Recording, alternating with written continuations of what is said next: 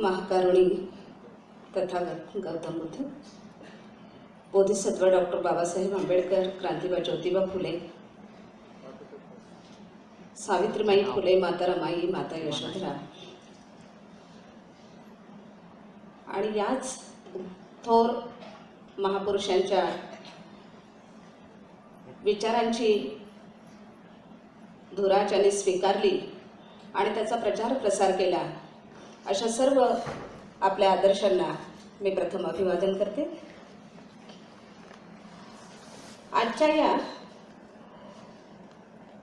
कार्यक्रमाचं अतिशय सुंदर नियोजन ज्याने केलेलं आहे ते सम्यक विचार मंच सोलापूर या संस्थेचे सर्व कार्यकर्ते माझ्याशी सातत्याने जे फोनवर संपर्कात होते ते माननीय सुधीर चंदनशिवे आणि त्यांची पूर्ण टीम। इथे आल्यानंतर मला नेहमी ज्यांची ओळख आहे किंवा ते भेटतात नेहमी, ज्यांच्याबद्दल मला अतिशय आदर आहे ते दत्ता गायकवाड साहेब, योगीराज वाघमारे सर भेटले मला आता इथे। माझ्या समोर सगळे बसलेले आहेत, तुम्ही सगळे जाणकार आहात। संचालन अतिशय सुंदर चाललंय अंजनाताईंचं, त्यांचा आवाज सारखा मला ऐकत राहावं असं वाटत होतं। तिथे छान छान बोलतात, तिथे गुणी आपल्या महिला आहेत ना। दुपारी पण त्यांची भेट झाली, आल्या होत्या आणि त्यांचे विचार ऐकत होते मी। चंदन शिवेताई त्यांच्याच बरोबर माझ्या सोबत आल्या होत्या आणि इतकं सखोल असं चळवळीवर त्या विचार करतायत, सामाजिक परिस्थितीवर विचार करतायत। खूप बरं वाटलं ह्यांना बघून।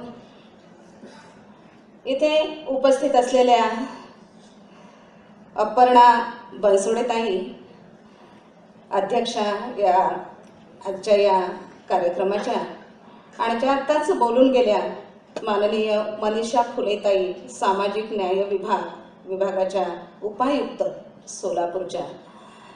हे सगळं इतकं बघितल्यानंतर खूप बरं वाटतंय मला। आणि आपण सगळे अगदी उत्सुक आहात, इथे बसलेले आहात। सर्व कार्यकर्त्यांना, आपणा सर्वांना मी मैत्रीपूर्ण जय भीम करते आणि माझ्या विषयाला सुरुवात करते। सुरुवातीलाच आपणा सर्वांचे आभार मानते।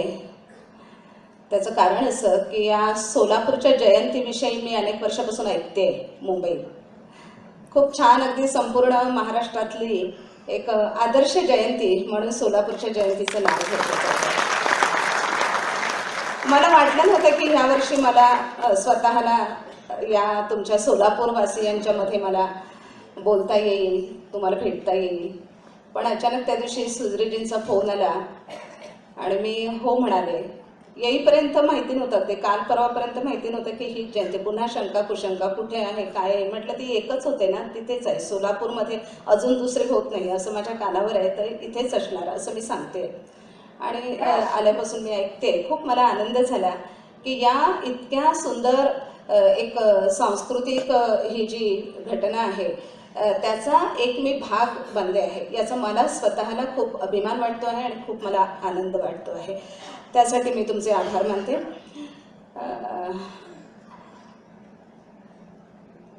परवापासून खूप छान हे 16वं वर्ष व्याख्यानमालेचं, आणि इतकी सारी प्रतिष्ठित व्याख्यानमाला त्याच्यामध्ये मी कालपासून ऐकते। आणि इथे पण बघितले की काल उत्तम कांबळे येऊन गेले, डॉक्टर प्रशांत पगारे येऊन गेले, आणि आजचंही तिसरं पुष्प ऐकण्यासाठी तुम्ही सारे उत्सुक आहात। खरं तर खास महिलांसाठीचा हा विषय, आणि आम्ही ते मनीषाताई आणि आम्ही तिथे बसून म्हणतो आहोत की महिलाच कमी दिसत आहेत। तर हे असं बऱ्याच ठिकाणी होतं आणि मी अनेक ठिकाणी बोलताना बोलते, तेही बोलते आत्ता पहिल्यांदा। माझ्या बंधूंना कदाचित काय वाटेल मला माहिती नाही आहे, पण तरीही पहिल्यांदाच माझ्या मनातलं सांगते की नेहमी मला असं वाटतं जेव्हा आमचे बंधू सभागृहात असतात, जेवढी संख्या बंधूंची असते सभागृहात तेवढीच संख्या महिलांची असायला पाहिजे। आणि ती ज्या अर्थी नाही आहे तेवढी संख्या, याचा अर्थ असा आहे की आमच्या महिलांना तयार करायला आमचे बंधू कमी पडले आहेत की त्यांना जबरदस्तीने स्वयंपाकघरात गुंतवून ठेवल्याने स्वतः इकडे आले आहेत, काही समजत नाही। तर ठीक आहे, आपण त्याच्यामध्ये नेहमी दुरुस्ती करूया, कंपल्सरी सांगूया. आणि मी जसं नेहमी म्हणते की जर का एखाद्या वेळी प्रेमाने सांगितलेलं, म्हणजे चांगली गोष्ट प्रेमाने सांगितलेली आमची भगिनी जर का ऐकत नसेल तर थोडंसं जबरदस्तीने सांगा ना, जरा दम द्या, धाक दाखवा, काही हरकत नाही. काय स्त्रीमुक्तीवाले येणार नाहीत बिलकुल, काय अत्याचार केले वगैरे असं म्हणून. तर असायला पाहिजेत म्हणजे महिला सगळ्या. आणि मला वाटतं आमच्या ज्या भगिनी इथे उपस्थित आहेत त्या हा सगळा निरोप आमच्या बाकीच्या भगिनींना देतील अशी मी आशा व्यक्त करते. आणि पुढच्या वेळेपासून या सभागृहामध्ये जेवढे पुरुष दिसत आहेत त्याच्याही पेक्षा जास्त महिला दिसतील अशी मी आशा व्यक्त करते. पुढच्या वर्षी अशा पद्धतीचा जर का सकारात्मक असा रिझल्ट आला तर मला जरूर कळवा बरं का अंजनाताई. आज आता खूप चांगल्या विषयाला आपल्याला स्पर्श करायचा आहे की फुले आंबेडकरी चळवळीसाठी स्त्रियांचे आदर्श. खरं तर हे स्त्रियांचे आदर्श कोणते असावेत हे जाता येता आपण ऐकत असतो. आपल्याला स्वतःला माहिती आहे की माता यशोधरा आहे, माता रमाई आहे, सावित्रीमाई आहे, हे आदर्श आपले असायला पाहिजेत असं सातत्याने आपल्या कानावर येतं आणि आपल्या मनातही असतं ते. म्हणजे आमच्या प्रत्येक भगिनीच्या मनामध्ये ही नावं आहेत, समजतं त्यांना. पण हे आदर्श घेत असताना नेमके कशा पद्धतीने ते आदर्श घ्यावे हे मला वाटतं थोडंसं समजण्यामध्ये कधीतरी आपली गडबड होते. किंवा हे सातत्याने जरी त्यांना माहिती असले तरी सुद्धा सातत्याने आपल्याला हॅमरिंग का करायला पाहिजे, का सांगायला पाहिजे सातत्याने, त्याचं कारण आपण थोडंसं बघूया आणि पुढे जाऊया. एक तर आता हा जो विज्ञान युगातला काळ आहे किंवा अगदी भारतीय संविधान या देशामध्ये लागू झाल्यानंतर कितीतरी वर्ष लोटलेली आहेत, 50 वर्ष उलटून गेलेली आहेत. आणि तरीसुद्धा आपण बघतो आहोत की भारतीय संविधानाने जी समता दिलेली आहे ती समता आपल्याला प्रत्यक्ष दिसत नाही आहे इथे वावरत असताना.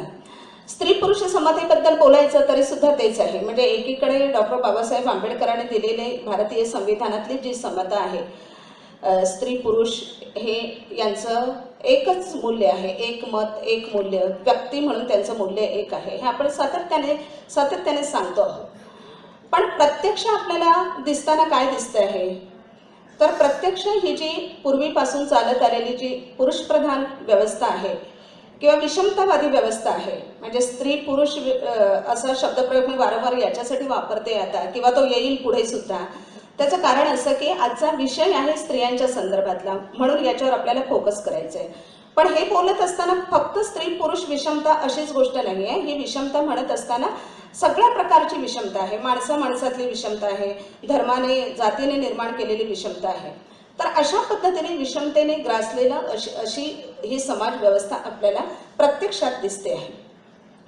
आता ही जेव्हा अशी विषमतेने युक्त अशी समाज व्यवस्था आपल्याला दिसते आहे तेव्हा आपल्या लक्षात येते की खूप साऱ्या समस्या समोर दिसत आहेत. पुरुषप्रधान व्यवस्थेने आच्छादित किंवा पुरुषप्रधान व्यवस्थेची अशी ही समाज व्यवस्था बघत असताना स्त्रियांवर कशा प्रकारचे अन्याय अत्याचार होत आहेत, दिवसेंदिवस कसे ते वाढत चालले आहेत हेही आपल्याला सर्वांना माहिती आहे.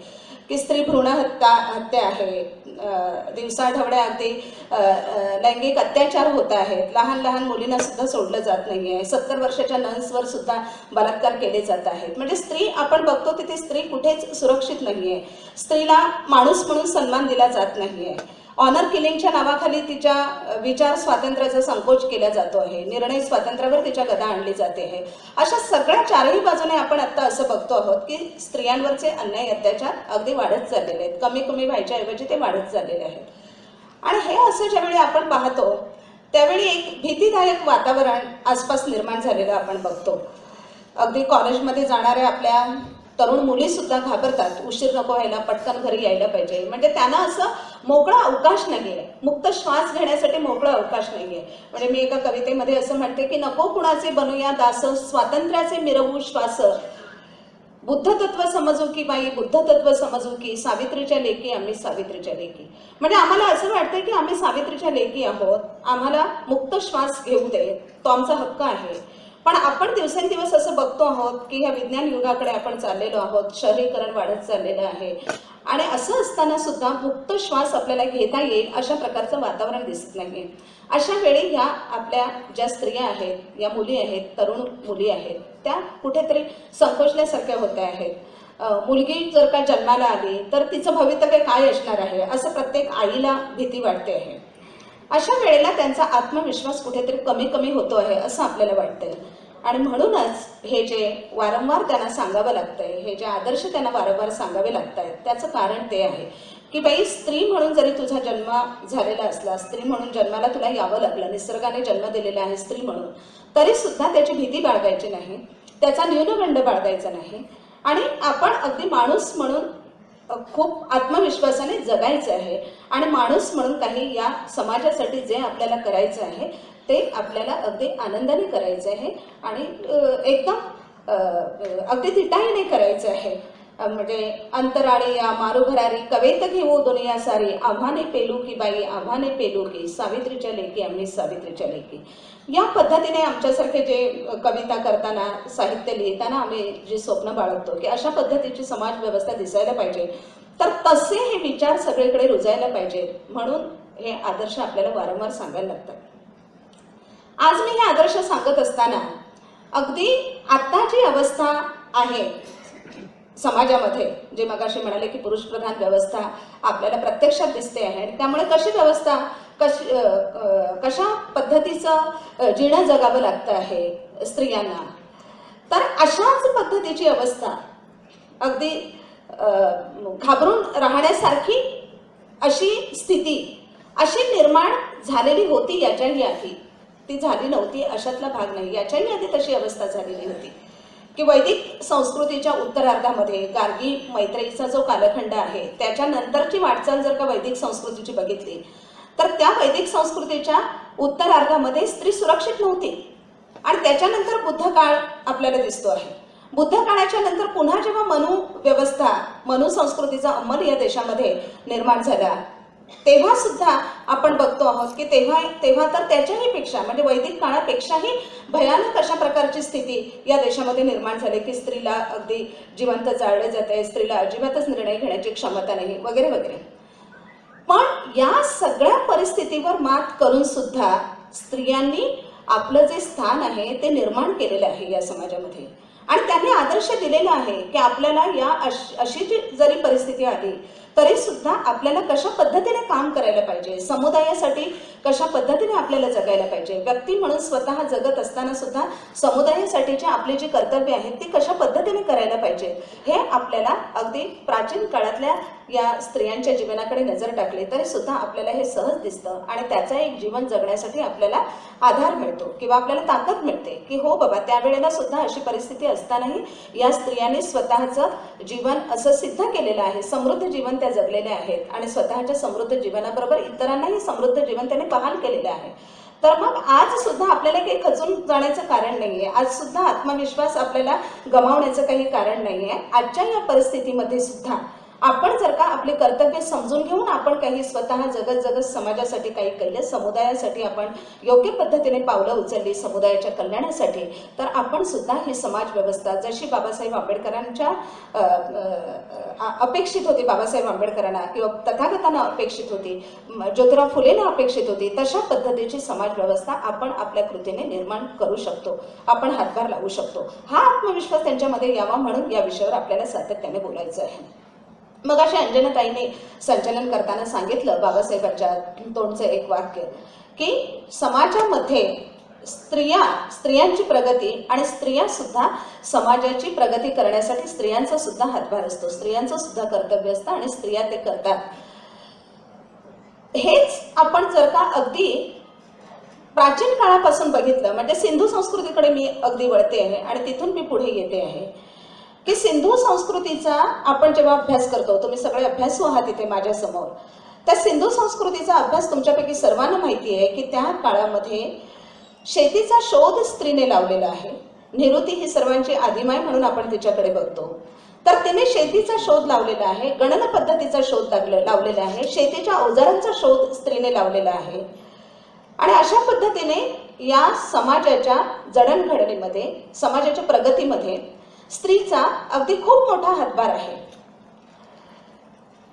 मग समाज अशा पद्धतीने घडवण्यासाठी जेव्हा हा स्त्रीचा एवढा मोठा वाटा आपण बघतो, इतिहासामध्ये हे सगळे दाखले आपण बघतो, पुढे काही काळानंतर स्त्रीने समाजामध्ये सुद्धा निर्णय घेण्यासाठी तिने पुढे यायचं नाही किंवा कुटुंबामध्ये सुद्धा निर्णय तिने घ्यायचा नाही, अशा प्रकारची तिच्यावर बंधनं लादली गेली.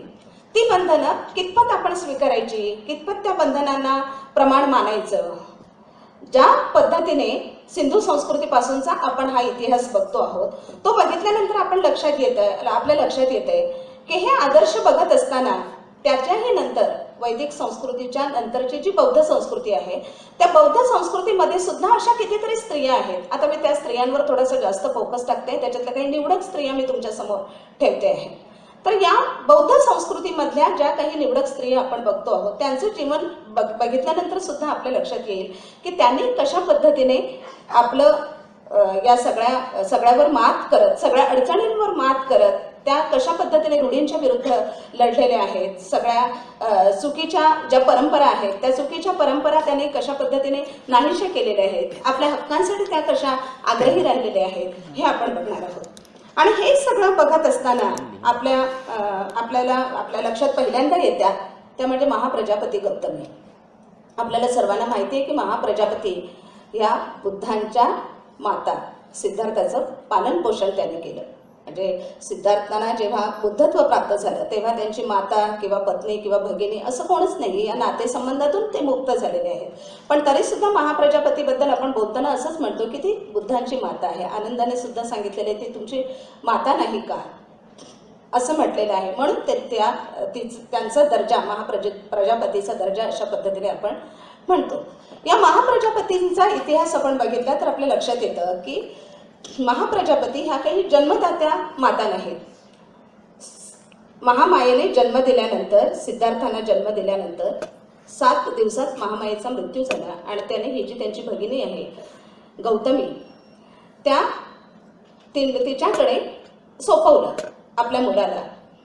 आणि तोही इतिहास तुम्हाला माहिती आहे की स्वतःचं मूल त्याने दाईकडे सोपवलं आणि या सिद्धार्थाचं पालन पोषण मोठ्या ममतेने केलं. म्हणजे मातृत्व जे आहे ते मातृत्व कसे सिद्ध होतं की ते मातृत्व फक्त आपण जन्म दिलेल्या मुलासाठीच मातृत्व उफाळून येतं असं नाही, तर जन्म न दिलेल्या मुलासाठी सुद्धा ठरवलं तर मातृत्व उफाळून येतं, त्या मातृत्वाचं वात्सल्य उफाळून येतं आणि आपण त्याचं पालन पोषण या पद्धतीने करू शकतो. हे एक अतिशय उत्तम उदाहरण आहे महाप्रजापतीचं. कारण बहिणीला वचन दिलेलं आहे आणि सिद्धार्थाचा योग्य सांभाळ करायला पाहिजे हे माहीत होतं तिला.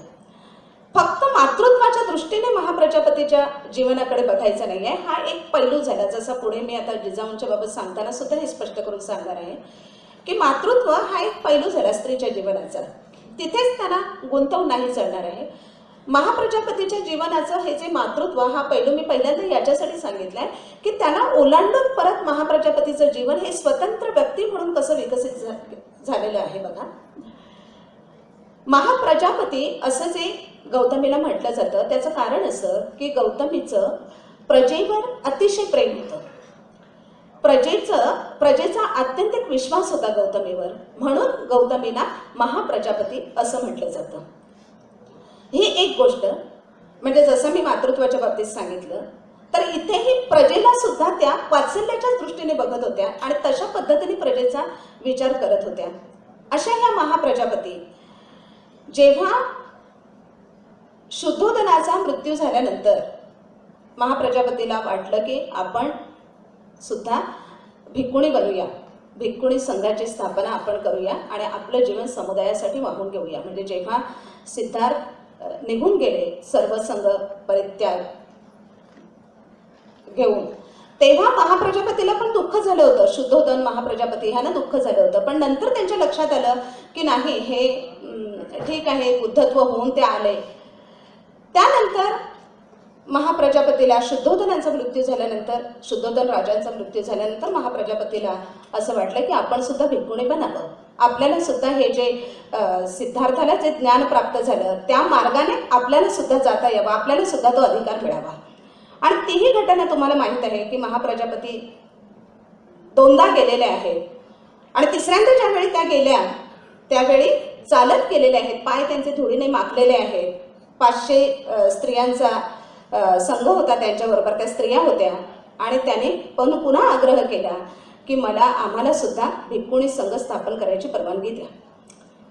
ही परवानगी तथागत देत नव्हते. काही व्यावहारिक कारणासाठी आनंदाने आग्रह केला आणि मग तथागतांचा जो विरोध होता तो मावळला आणि त्यांना परवानगी दिली. इथे एक महत्त्वाची गोष्ट मला लक्षात आणून द्यायची आहे आपल्या सर्व बंधूंना आणि भगिनींना सुद्धा, की या स्त्रियांनी आपल्या काही गुणांनी किंवा आपल्या काही कर्तृत्वाने जगाला देण दिलेली आहे. महाप्रजापतींचं आपण आयुष्य बघितल्यानंतर आपल्याला लक्षात येतं की ही जी घटना आहे महाप्रजापतींच्या आयुष्यातली, की भिक्खुणी संघ स्थापन करण्यासाठी त्या आग्रही राहिल्या. जोपर्यंत तथागतांनी परवानगी दिली नाही तोपर्यंत तथागतांकडे जातच राहिल्या आणि ती परवानगी त्या मिळवूनच शांत झाल्या. आपल्याला जो हक्क हवा आहे तो हक्क मिळवून त्या शांत झाल्या. ही जी महाप्रजापतीची कृती आहे त्या कृतीला सत्याग्रह असंच म्हटलं पाहिजे. म्हणजे सत्याग्रहाची जी पहिली देण आहे, सत्याचा आग्रह, की हे जे मला हवं आहे हे सत्य आहे आणि ते जर सत्य आहे, तो जर माझा हक्क आहे तर तो नाकारता कामा नये, तो मला मिळायलाच पाहिजे. याच्यासाठी आग्रही राहिलेले आहेत प्रजापती. आणि हा जो सत्याग्रह आहे हा पहिला सत्याग्रह संपूर्ण जगामध्ये महाप्रजापतीने केलेला आहे. संपूर्ण जगामध्ये सत्याग्रहाची देण गांधीजींनी दिलेली आहे असं म्हटलं जातं. पण आपण जेव्हा या स्त्रियांचा विचार करतो, या इतिहासाचा आपण विचार करतो, खरा इतिहास ज्यावेळी आपण उकरून काढतो तेव्हा आपल्याला समजतं की या गोष्टी कशा आहेत, सत्य काय आहे. मी जेव्हा महाप्रजापतींचा इतिहास बघते त्यावेळी मला सत्य हे दिसतं की सत्याग्रहाची जगाला देणगी ही पहिल्यांदा महाप्रजापतीने दिलेली आहे. महाप्रजापतींच्या जीवनाचा हा एक आदर्श याच्यासाठी घ्यायचा की समुदायासाठी काम कसं हिमतीने करायचं असतं. एक साधी गोष्ट नाही आहे की 500 स्त्रियांचा जो भिक्खुणी संघ आहे तो भिक्खुणी संघ सांभाळणं. त्या प्रमुख होत्या त्या भिक्खुणी संघाच्या. या भिक्खुणी संघामध्ये वेगवेगळ्या प्रकारच्या स्त्रिया होत्या. म्हणजे सगळ्याच काही अशा खूप या सगळ्या विकारातून मुक्त झालेल्या अशा प्रकारच्या स्त्रिया नव्हत्या. कोणी त्याच्यामध्ये अगदी चोर लुटारू अशा प्रकारच्या सुद्धा स्त्रिया होत्या की त्याच्यातून त्या निघाल्या आणि त्याच्यात आलेल्या आहेत. त्यानंतर काही अशा खूप दुःख घेऊन आलेल्या होत्या, काही जीवनाबद्दलची खूप निगेटिव्हिटी घेऊन आलेल्या होत्या. अशा खूप वेगवेगळ्या प्रकारच्या स्त्रिया त्या भिक्खुणी संघामध्ये होत्या आणि त्या सगळ्यांना सांभाळणं ही काही छोटी गोष्ट नाही. म्हणजे आमच्या पाली भाषेच्या ज्या डॉक्टर मीना तालीम आहेत त्या मीना तालीम मॅडम याच्यावर अगदी त्या अधोरेखित करतात हा मुद्दा आणि त्यांना आश्चर्य वाटतं की महाप्रजापतीचं संघटन कौशल्य म्हणजे जगामध्ये पहिल्यांदा उत्तम संघटन कसं असावं याची सुद्धा देण, याचा सुद्धा आदर्श महाप्रजापतीने दिलेला आहे. आता हा आदर्श आमच्या स्त्रियांनी घेणं खरोखरीच किती आवश्यक आहे. हा आदर्श महाप्रजापतीचा किती मोठा आहे. महाप्रजापतीच्या जीवनातून 2-3 आदर्श आपण एक बघितले की उत्तम संघटक होती ती. सगळ्यांना सांभाळून घेणं, सामावून घेणं आणि त्यांना त्या भिक्खुणी संघामध्ये त्यांना ते सगळं सांगणं. त्याच्यातल्या कितीतरी जणी थेरीपतापर्यंत पोहोचलेल्या आहेत. अशा पद्धतीचं हे उत्तम संघटन कौशल्य आणि पुन्हा प्रेमळपणा कितीतरी अशा पद्धतीचं हे महाप्रजापतीचं जीवन आपण बघतो आहोत. त्यानंतर आपण आदर्श घेताना आपण बघतोय यशोधरेचं जीवन. यशोधरेचं जीवन हे खूप वेगळ्या पद्धतीचं आहे. म्हणजे आपल्याला जे यशोधरेचं जीवन सांगितलं जातं, मी नेहमी असं विधान करते की आपल्यासमोर जी यशोधरा ठेवली जाते ती अशा पद्धतीने ठेवली जाते की त्याग पाहिजे स्त्रियांचा. म्हणजे पुरुष जर का घरातल्या चळवळीचं काम करायला पाहिजे तर त्या पुरुषाला स्त्रीची साथ कशी पाहिजे तर त्याच्यासाठी अगदी यशोधरेचं आणि रमाईचं उदाहरण सांगितलं जातं. माझ्या मनामध्ये सुद्धा अगदी यशोधरेचं उदाहरण होतं याच्यासाठी. यशोधरेचे लेख हा जो मी कविता संग्रह लिहिलेला आहे त्या कविता संग्रहाच्या प्रस्तावनेमध्ये पण मी लिहिलेलं आहे की माझा नवरा जेव्हा लग्न झालं तेव्हा मला फुल टाइम कार्यकर्ता म्हणून माझा नवरा काम करत होता आणि त्यावेळी अगदी नवीन लग्न झालेलं आहे आणि 15-15 दिवस तो कुठेतरी गायब व्हायचा किंवा रात्रीचा 3-3 वाजता घरी यायचा. अशा वेळेला मी हे का सहन केलं होतं, का मला त्याच्यातून काही चुकीचे विचार माझ्या मनात येत नव्हते. त्याचं कारण असं आहे की माझ्या डोळ्यासमोर यशोधरेचं जीवन होतं, यशोधरेचा आदर्श होता माझ्या डोळ्यासमोर. तर अशा पद्धतीने यशोधरेचं हे जे जीवन आहे हे जीवन आपल्या लक्षात येतं की यशोधरेचा पतीच्या कर्तव्यामध्ये अडसर न होणं हा जो यशोधरेचा आदर्श आहे. म्हणजे माझी एक कविता आहे यशोधरेवरची. त्या कवितेचा शेवट असा आहे की आदर्श दिला आहेस तू पतीच्या कर्तव्यात अडसर न होण्याचा, रमाईंच्या मनातही तूच होतीस का, असं त्या कवितेचा शेवट आहे. म्हणजे यशोधरेने अशा पद्धतीचा आदर्श दिलेला आहे, पण इथपर्यंतच हे थांबत नाहीये यशोधरेचं जीवन. आता पुढचं नीटपणे आमच्या भगिनींनी सुद्धा लक्षात घ्यायला पाहिजे की यशोधरेचं हे जे जीवन आहे ते राजकुमारी गोपा ते सिद्धार्थाची पत्नी यशोधरा इथपर्यंतच हे जीवन आहे. हा अर्धा भाग आहे यशोधरेच्या जीवनाचा. पण मला ज्यावेळी यशोधरेचा अभ्यास मी करायला लागले, म्हणजे माझं स्वतःचं लग्न झालं तेव्हा मी 29 वर्षांची होते, 28-29 वगैरे या वयाची होते. आणि त्या वयामध्ये सुद्धा मला यशोधरेचं एवढंच जीवन माहिती होतं. गोपा ते यशोधरा, सिद्धार्थाची पत्नी यशोधरा. आणि यशोधरेने पतीच्या कर्तव्यात अडसर न होता कसं बाबा साथ दिलेली आहे, कशा घराच्या जबाबदाऱ्या पेललेल्या आहेत, मग तशाच जबाबदाऱ्या मला सुद्धा पेलायच्या आहेत हे माझ्या डोक्यात पक्कं होतं. पण तेवढंच एक यशोधरेचं जीवन माझ्या मनामध्ये होतं.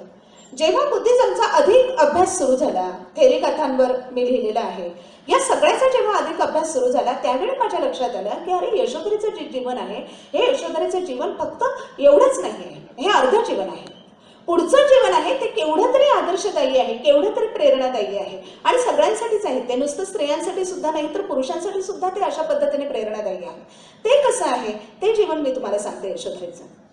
यशोधरा ते भद्रा कात्यायना हा यशोधरेच्या जीवनाचा पुढचा भाग आहे. आयुष्याचा तो अगदी उत्तरार्ध म्हटलं तरी चालेल. आणि ती व्यक्ती म्हणून जी विकसित केलेली आहे यशोधरा, तो हा पार्ट आहे यशोधरेचा. की जेव्हा यशोधरेने सुद्धा त्या महाप्रजापतीच्या बरोबर भिकुणी संघामध्ये यशोधरा सुद्धा सामील झाली. यशोधरेने सुद्धा काशाई वस्त्र परिधान केलं आणि ती यशोधरा तथागतांना सांगते आहे. म्हणजे या जीवनाची वाटचाल कधीपासून झालेली आहे त्यांच्या, बुद्ध आणि ईस धम्म त्याच्यामध्ये तुम्हाला माहिती आहे की बुद्धत्व प्राप्त होऊन ज्यावेळी तथागत कपिलवस्तूला आले त्यावेळेला सगळेजण भेटायला गेले, पण फक्त यशोधरा तिथे दिसत नव्हती. शुद्धोधन म्हणाले की यशोधरा कुठे दिसत नाहीये, यशोधरेला निरोप पाठवा. यशोधरेच्या महालात निरोप गेला की शुद्धोधनाने निरोप पाठवलेला आहे, सगळे आलेले आहेत तथागतांचं दर्शन घेण्यासाठी आणि तू कुठे दिसत नाहीये. तेव्हा यशोधरेने असा निरोप पाठवला की माझ्याबद्दल जर का त्यांच्या मनात काही सन्मान असेल तर ते माझी भेट घेण्यासाठी माझ्या महालात येतील. मी नेहमी हा यशोधरेचा आदर्श सांगत असताना सांगते की यशोधरेचं जीवन इतकं वेगळ्या पद्धतीचं आहे की एकाच वेळेला पतीवर अगदी सगळं जीव ओवाळून टाकून पूर्ण निष्ठेनिशी पतीवर प्रेम करणं. पण हे अशा पद्धतीने पूर्ण निष्ठेनिशी प्रेम करणं याचा अर्थ असा नाही की सगळं अगदी स्वतःचं स्वत्व हरवून टाकणं. म्हणजे जेव्हा एका संस्कृतीमध्ये सांगितलं जातं की लोपामुद्रेचं उदाहरण दिलं जातं. लोपामुद्रा म्हणजे काय की जिची मुद्रा पतीच्या व्यक्तिमत्वामध्ये लोप पावलेली आहे अशी लोपामुद्रा. तिचं नाव कुणाला माहिती नाही, ती लोपामुद्रा नावाने इतिहासात तिची ओळख आहे.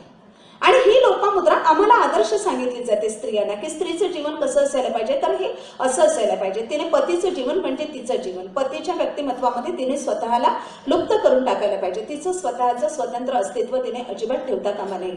आणि अशा पद्धतीची जी स्त्री आहे ती आदर्श स्त्री असं सांगितलं जातं. पण यशोधरेचं जीवन आपण बघितलं, यशोधरेच्या जीवनाचा हा जो प्रसंग आहे त्याचा जेव्हा मी बारकाईने विचार करायला लागले तेव्हा केवढी मोठी ताकद मिळते, किती छान संदेश मिळतो त्याच्यातून की एकाच वेळी पतीवर झोकून देऊन प्रेम करणं, स्वतःच्या अस्तित्वाची जरा सुद्धा तमा न बाळगता प्रेम करणं. पण ज्या वेळेला एक प्रसंग येतो की पतीच्या प्रेमापुढे मी लाचार होणार आहे का, पतीच्या पायाची दासी होणार आहे का, की माझ्या स्वतंत्र व्यक्तिमत्वाविषयी मी सजग असणार आहे. माझा सेल्फ रिस्पेक्ट म्हणजे प्रेम आणि सेल्फ रिस्पेक्ट हे ज्यावेळी एकत्र येतात तेव्हा स्त्री कशाला जास्त महत्त्व स्त्रीने द्यायला पाहिजे, तर स्त्रीने सेल्फ रिस्पेक्टला जास्त महत्त्व द्यायला पाहिजे. हे यशोधरेच्या जीवनातून आपल्याला समजतं. सेल्फ रिस्पेक्ट जागा ठेवणं याचा अर्थ पतीवरचं प्रेम कमी करणं असा त्याचा भाग नाही. आणि इथून मग जे यशोधरेच्या जीवनाची वाटचाल आहे ती बघताना आपल्याला आश्चर्याने थक्क व्हायला होतं. तथागत सुद्धा किती वेगळ्या पद्धतीचे पुरुष होते की तथागतांना ज्यावेळी हे समजलं की यशोधरा दिसत नाहीये तेव्हा तथागतांना कळलं काय असेल ते. तथागत स्वतः महालात भेटायला गेले आणि जाताना त्याने सांगितलेलं होतं की मी सगळ्यातून मुक्त झालेलो आहे पण यशोधरा मुक्त झालेली नाही. त्यामुळे जर का तिच्या हातून काही असं काही घडलं, मला स्पर्श वगैरे करणं झालं तर तुम्ही काही वाईट समजू नका असं त्याने आपल्या त्यांच्यासोबत असलेल्याने सांगितलेलं होतं. पण यशोधरेचं हे काम, यशोधरेची कृती आपण त्यावेळची बघतो आहोत. ती कृती अशी आहे की यशोधरेने फक्त त्यांच्या बुद्धत्व प्राप्त झालेल्या आपल्या त्या पतीच्या फक्त पायाला स्पर्श केला आणि त्यांचं बुद्धत्व तिने अबाधित राखलं. समर्थ स्त्रियांचा इतिहासमध्ये माझं प्रकरण आहे यशोधरा म्हणून, त्याच्यामध्ये मी हे वाक्य लिहिलेलं आहे.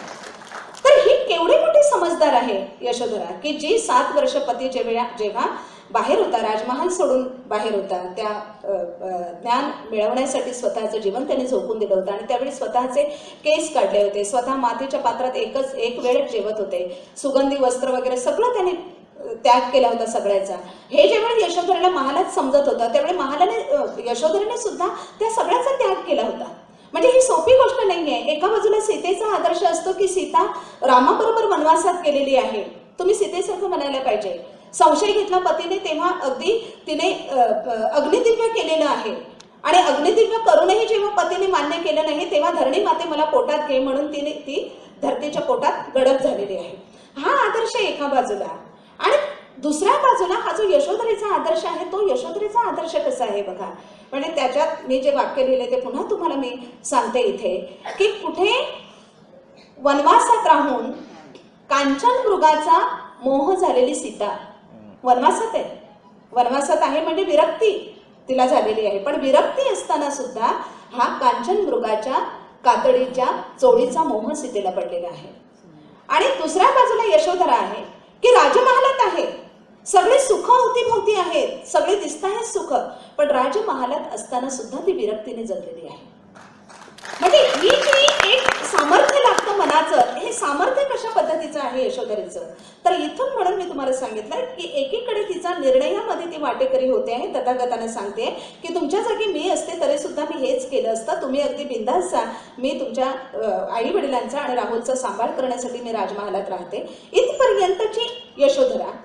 आणि त्यानंतर मग हे जे सगळं अगदी सामर्थ्याने पेलणारी, राजमहालात राहूनही विरक्तीने जगणारी यशोधरा, बुद्धत्व प्राप्त करून आलेल्या पतीच्या पायाला स्पर्श करून त्यांचं बुद्धत्व अबाधित राखणारी यशोधरा, त्यानंतर राहुलला सांगणारी यशोधरा की जा ते तुझे पिता आहेत त्यांच्याकडे तुझा वारसा हक्क तुझा माग.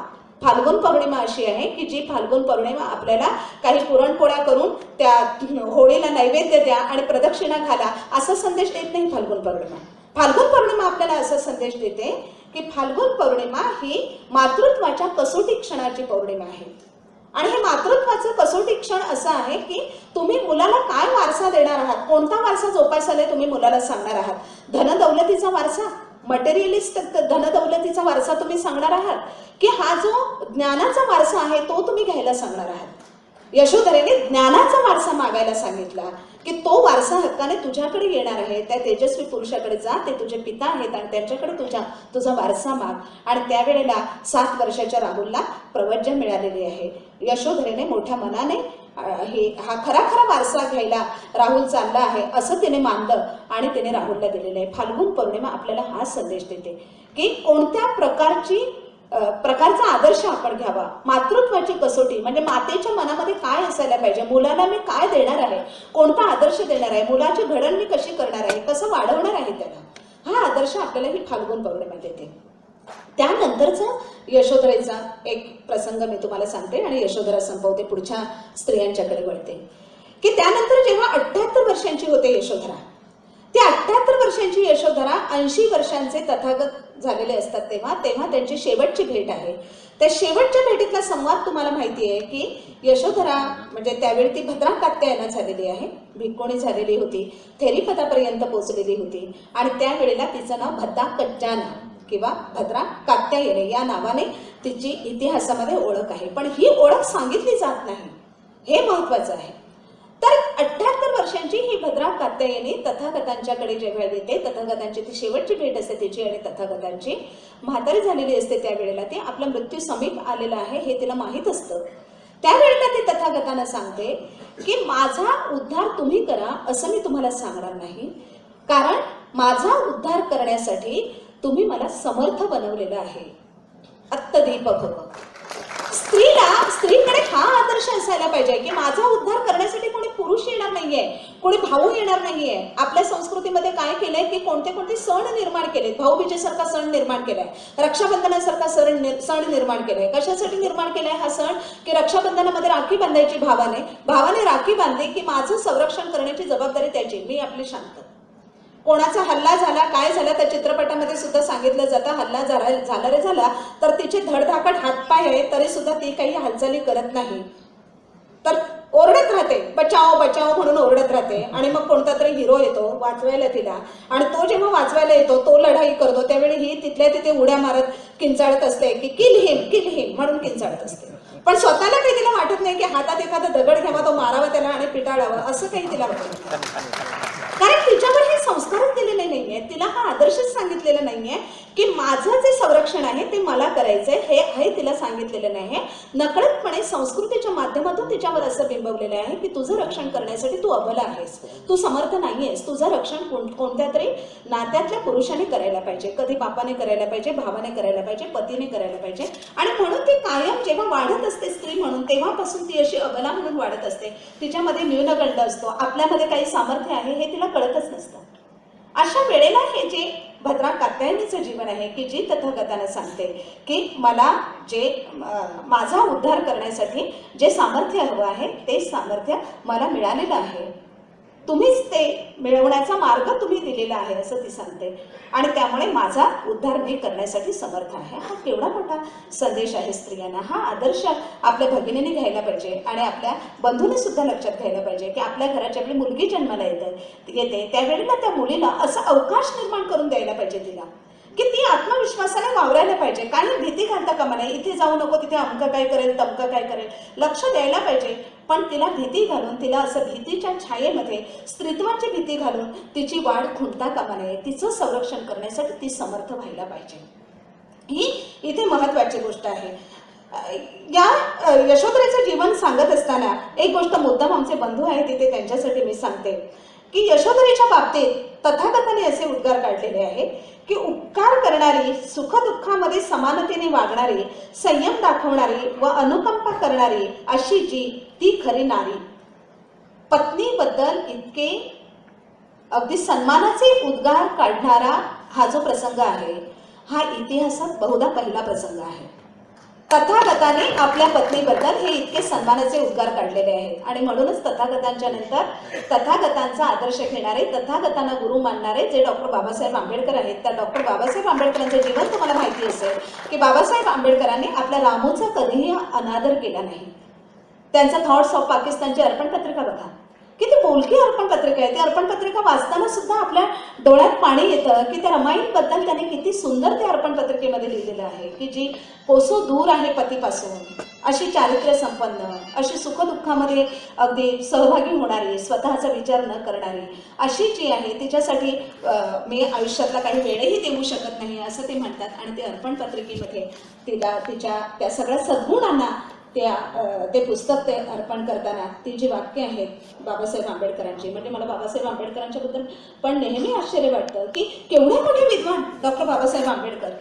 शिक्षणाचं आणि विद्वत्तेची जी दरी आहे ती केवढी मोठी दरी आहे. इकडे हे केवढे तरी अगदी पहाडासारखी त्यांची विद्वत्ता, आणि बिचारा आमच्या रमाईंची विद्वत्ता काहीच नाही ना त्या तुलनेमध्ये, काहीच नाही. विद्वत्ता अजिबात नाही म्हटलं तरी चालेल या बाबासाहेबांच्या जीवनाकडे बघितलं तर.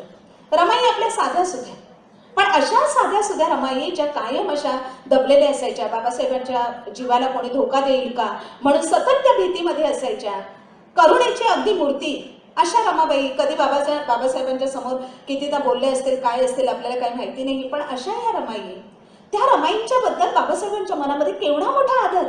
कुठून घेतला बाबासाहेबांनी हा आदर्श? हा आदर्श बाबासाहेबांनी या बुद्धांच्या पर्यंत आपण जेव्हा जातो तेव्हा आपल्याला याची मुळं दिसतात. आणि आमच्या बंधूंनी अशा पद्धतीने आपल्या घरामध्ये आपल्या स्त्रीविषयी, आपल्या पत्नीविषयी अशा पद्धतीचा हा आदर्श जो आहे तो तुम्ही मनात ठेवायला पाहिजे की तुमच्या पत्नीची कदर तुम्ही नाही केली, तुमच्या पत्नीचा सन्मान तुम्ही नाही केला तर जग करणार नाही. ही महत्त्वाची गोष्ट आहे. तर या गोष्टी ह्या आपण लक्षात घ्यायला पाहिजेत. ह्यांची जीवन ही फक्त स्त्रियांसाठीच आदर्श आहेत असं नाही, तर ती पुरुषांसाठी सुद्धा आदर्श आहेत.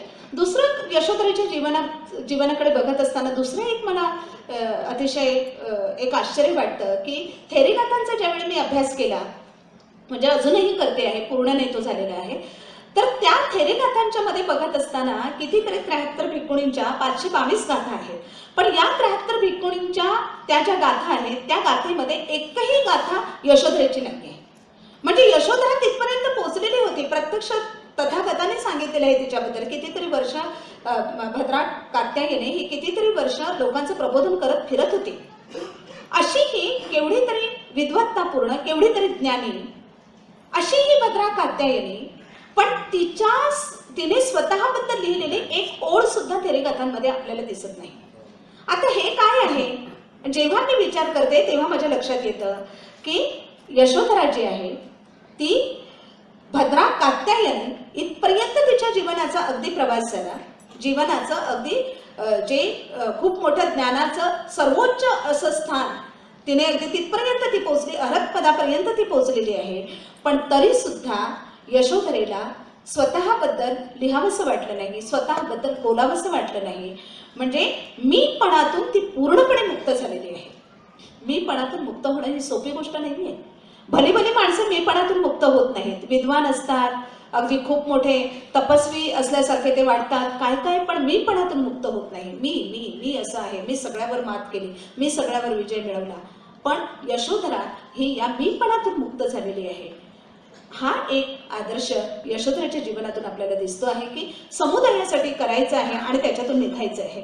फक्त या थेरीकथातल्या मी 2 स्त्रिया सांगते आहे आणि पुढे घेते आहे की एक त्याच्यातले पटाचाराचं जीवन आहे. ही पटाचारा म्हणजे पूर्णपणे दुबळेपणावर मात करणारी. मगाशी जी सुरुवातीलाच मी असं म्हणाले की स्त्रीला न्यूनगंड असतो, त्या न्यूनगंडातून तिने कसं निघायला पाहिजे. की मगाशी सुद्धा आम्ही दुपारी जेवत असताना जेव्हा बोलत होतो अंजनाताई वगैरे, त्यावेळेला त्या मला स्थिती सांगत होत्या इथली की या स्त्रियांची स्थिती अशी आहे की त्यांना फक्त सफाई काम करणं, झाडू मारण्याचं कामच फक्त त्यांना मिळतं आहे, दुसरं काम मिळत नाही. त्याने काय करायचं, कशा पद्धतीने या जीवनावर त्याने विजय मिळवायचा, ह्या सगळ्या अडचणींवर विजय मिळवायचा.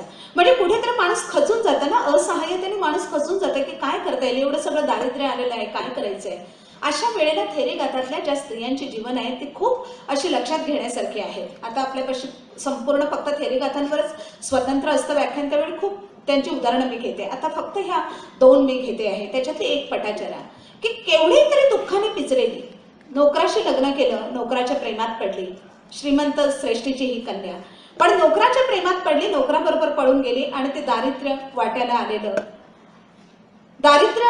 दारिद्र्यावर मात कशी करायची, काही मार्ग दिसत नव्हता. मग त्यावेळी तिने ठरवले की चला आता पहिल्या प्रसूतीच्या वेळी जाऊया माहेरी, पण वाटेतच प्रसूत झाली. मग गेली पुन्हा, मूल मोठं झालं, दुसऱ्या वेळेला गरोदर राहिली, दुसऱ्या प्रसूतीच्या वेळी ती म्हणाली की चला आता जाऊया माहेरी आणि यायला निघाली. त्यावेळी तो दुःखद प्रसंग, तिचं सगळं हिरावून नेणार. तुम्हाला माहिती आहे की सर्पदंश होऊन पतीचा मृत्यू झाला, पाऊस केवढा तरी पडला, नदीला पूर आला.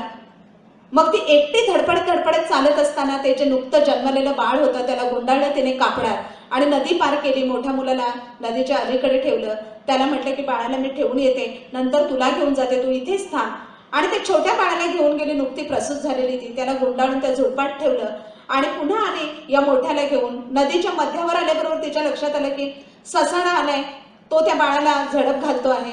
ते बघितल्याबरोबर ती वेडी पिशी होऊन त्या ससाण्याला घालवण्यासाठी अगदी हातवारे करायला लागली. आणि इकडच्या बाजूला जो मोठा मुलगा होता त्याला असं वाटलं की माझी आई टाळ्या पिटते, हातवारे करते, तर ती जणू काही मला बोलावते. आणि त्या पुरात त्याने स्वतःला उडी घेतली, तो पुरात वाहून गेला.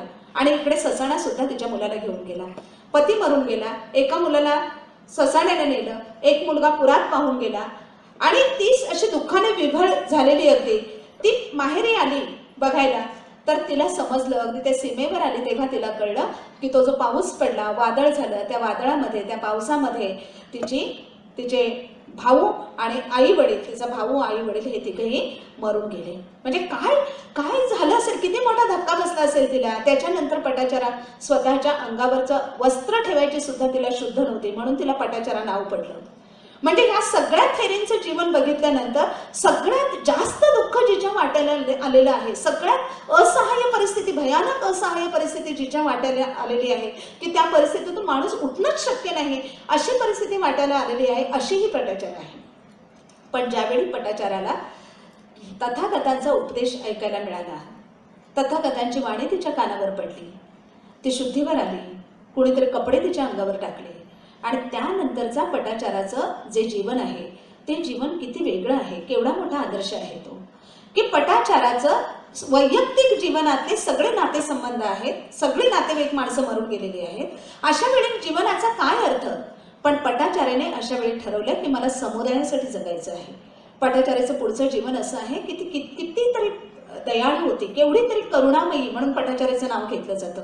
दयाबुद्धी असलेली संपूर्ण थेरींच्या मध्ये पटाचारा प्रमुख होती, याच्यासाठी प्रसिद्ध होती ती. तिच्याकडे माणसं यायची इतरांनी अभिरलेली. चंदाथेरीचं उदाहरण असं आहे की तिला कोणी अन्न घालत नव्हतं. ती आली होती भुकेने व्याकुळ होऊन. पटाचार्याचं नुकतंच जेवण झालेलं होतं, पण पटाचार्याने तिला थांबवून घेतलं आणि तिला खाऊ घातलं. ब्राह्मण होती ती चंदा. तिला पटाचार्याने ज्यावेळी खाऊ घातलं त्यावेळी तिच्या लक्षात आलं की पटाचार्य हा जो बुद्धाचं तत्वज्ञान आहे, हे बुद्धाचं तत्वज्ञान किती मोठं करुणामयी आहे. ती पटाचार्याकडेच राहिली. पटाचार्याकडे अशा एकूण 30 शिष्या होत्या. टीचर होती पटाचार्य. बुद्ध काळातल्या स्त्रियांचा कितीतरी मोठा आदर्श आहे की टीचर होत्या, गुप्तहेर खात्यामध्ये होत्या, सगळे सैन्यात असायच्या स्त्रिया. सगळ्या प्रकारचं स्त्रियांचं हे जीवन वेगळ्या पद्धतीचं होतं. त्यावेळेला राजे लोक स्त्रियांना शिक्षा म्हणून रस्त्यावर फेकून देत असत. अशा वेळेला ह्या ज्या भिक्खुणी आहेत, त्या भिक्खुणी त्या रस्त्यावर फेकून दिलेल्या स्त्रियांना आपल्या आश्रमामध्ये आधार देत असत, त्यांची सेवा शुश्रूषा करत असत. त्यावेळच्या स्त्रिया ह्याच्यामध्ये पण म्हणजे वैद्यकशास्त्रामध्ये पण निपुण होत्या की झाडांच्या बियांपासून, पानांपासून, फळांपासून रस काढले जायचे आणि ते रस, औषधी वनस्पतीचे जे रस आहेत ते रस सगळ्यांना सहजपणे मिळावेत म्हणून रस्त्यावर अशा आता जशी ही ज्यूसची दुकानं ठेवलेली जातात रस्त्यावर, तशा पद्धतीचे स्टॉल लागलेले असायचे. इतक्या सहजपणाने ते औषधी वनस्पतींचे ते रस मिळायचे त्यांना. तर पटाचार्याचं जीवन हे अशा पद्धतीचं आहे की समुदायासाठी जगलेली आहे पटाचारा आयुष्यभर. कुंडलकेशाचं जीवन पण तसंच आहे की कितीतरी मोठ्या चुका केलेली आहे कुंडलकेशाच्या आयुष्यातल्या चुका म्हणजे किती की ज्या वधस्तंभाकडे नेणारा तो जो चोर आहे, त्या चोराच्या ती प्रेमात पडली आणि चोराशीच माझं लग्न करून द्या म्हणून आपल्या वडिलांना तिने सांगितलं. वडिलांनी नाईलाजाने तिचं त्या चोराशी लग्न करून दिलं. चोर तिच्या दागिन्यांवर नजर त्याने ठेवली, पर्वतावर घेऊन गेला तिला दागिने लुटू पाहण्याच्या निमित्ताने. तिला जेव्हा समजलं त्यावेळेला तिने खूप चतुराईने त्याला आलिंगन देण्याच्या बहाण्याने त्याला जवळ बोलावलं आणि त्या मोठ्या कड्यावरून त्याला ढकलून दिलं. म्हणजे किती मोठं पाप तिच्या हातून घडलं असं तिला वाटलं. केवढं तरी मोठं दुष्कृत्य तिच्याकडून घडलं असं तिला वाटलं. त्यानंतर ती या सगळ्यातून निघाली, विरक्ती निर्माण झाली तिच्यामध्ये. नंतरचं तिचं जे जीवन आहे की आधी ती जैन साधूंच्या मध्ये होती, केस तिने स्वतःचे उपटून काढले होते. नंतर तिला कुरळे केस आले म्हणून ती कुंडलकेशा नावाने ओळखली जाऊ लागली. अशी ही कुंडलकेशा जेव्हा सारीपुत्तांच्याकडे आली आणि वादविवादामध्ये हरली तेव्हा तिला बुद्धांच्या तत्वज्ञानाची ओळख झाली. आणि जेव्हा बुद्धांच्या तत्वज्ञानाची ओळख झाली तेव्हा ती सगळ्यात प्रज्ञावती भिक्खुणी म्हणून ओळखली जाते कुंडलकेशा. कुंडलकेशीचं पुढचं जीवन आहे की भिक्खुणी बनल्यानंतर, अर्हतपदापर्यंत पोहोचल्यानंतर तिने आपल्या आयुष्याची 50 वर्ष जवळजवळ सगळीकडे फिरून तिने प्रवचने दिलेली आहेत, लोकांचं प्रबोधन केलेलं आहे. हे किती मोठा आदर्श आहे की कधी कधी चुकून आपल्याकडून कशाही पद्धतीच्या चुका होऊन जातात, अविचाराने काहीतरी घडून जातं, पण त्याच्यातच आपण स्वतःला दोषी ठरवून त्याच्यातच स्वतःचं जीवन गुंतवून न राहता त्याच्यातून निघायला पाहिजे. जेव्हा आपल्याला चांगला मार्ग समजतो त्यावेळी तिथून निघायला पाहिजे आणि आपलं जीवन समुदायासाठी व्यतीत करायला पाहिजे. हे सगळं या स्त्रियांच्याकडे आपल्याला बघितल्यानंतर कळतं. एक ह्याच्यातल्या मी फक्त संघमित्राच्या बाबतीत सांगते की ही इसवी सन पूर्व 6वं शतक आणि इसवी सन पूर्व 3रं शतक हा जो 300 वर्षाचा कालखंड आहे, या 300 वर्षाच्या कालखंडातल्या स्त्रियांच्या जीवनाकडे जर का आपण नुसती धावती जरी नजर टाकली तरी स्त्रियांना कितीतरी मोठी ताकद मिळते की आपलं जीवन कशा पद्धतीने जगायला पाहिजे, चळवळीसाठी आदर्श कसा असायला पाहिजे. तर इसवी सन पूर्व 3ऱ्या शतकातल्या ज्या स्त्रिया आहेत त्याच्यातली संघमित्रा आहे, सम्राट अशोकाची कन्या संघमित्रा. संघमित्राचं जीवन तुम्हाला माहिती आहे की श्रीलंकेमध्ये गेलेली आहे. तिचं लग्न 17व्या वर्षी झालं, लगेच तिला मुलगी झाली. त्या मुलीचं नाव होतं सुमन. 19व्या वर्षी ती भिक्खुणी बनली आणि 22व्या वर्षी ती श्रीलंकेला गेलेली आहे. श्रीलंकेच्या राजाने, श्रीलंकेचा राजा त्याचं नाव होतं उत्तीय, त्याने त्याच्या राणीने आम्हाला सुद्धा भिक्खुणी संघ स्थापन करायचं आहे म्हणून सम्राट अशोकाला निरोप दिला आणि तिने कोणीतरी आम्हाला चांगली स्त्री पाठवा, भिक्खुणी पाठवा म्हणून सांगितलं. त्यावेळी या संघमित्राला तिथे पाठवलं गेलं. संघमित्राने निर्णय घेतला तिथे जाण्याचा. संघमित्राचा त्याग थोडा नाही आहे समुदायासाठी, कारण संघमित्राची मुलगी त्यावेळी अवघी 2 वर्षांची की 3 वर्षांची होती. त्या 3 वर्षाच्या मुलीला टाकून ती जी गेली श्रीलंकेला, म्हणजे त्यावेळेचं सिलोन, त्यावेळेला ती पुन्हा कधीही भारतात परत न येण्यासाठी गेलेली होती. म्हणजे वात्सल्यावर तिने कशी मात केलेली आहे आणि ती धम्मप्रचारासाठी गेलेली आहे. संघमित्राची जगासाठी देण अशी आहे की जगातली ही पहिली धम्मप्रचारक स्त्री आहे. संघमित्राच्या आधी कोणीही धम्मासाठी असं मिशनरी पद्धतीने घर सोडून गेलेले नाहीये. मिशनरी पद्धतीने धम्मप्रचार करणाऱ्या म्हणून या ज्या नन्स आहेत त्यांचं उदाहरण दिलं जातं, पण त्या नन्सनी जो आदर्श घेतलेला आहे तो आदर्श संघमित्रीचा घेतलेला आहे. संघमित्रा ही जगातली पहिली स्त्री आहे, धम्मप्रचारक स्त्री, मिशनरी पद्धतीने धम्मप्रचार करणारी, सगळं सोडून, हा आदर्श आहे. संघमित्रेचं उदाहरण, संघमित्रेचं जीवन इतकं वेगळं आहे की तिने श्रीलंकेला गेल्यानंतर 59 वर्ष तिने धम्माचा प्रचार केलेला आहे. वयाच्या 81व्या वर्षी तिचं निर्वाण झालेलं आहे. आणि ज्यावेळी श्रीलंकेमध्ये तिचं निर्वाण झालं त्यावेळी श्रीलंकेच्या राजाने अर्धा ध्वज खाली आणलेला होता.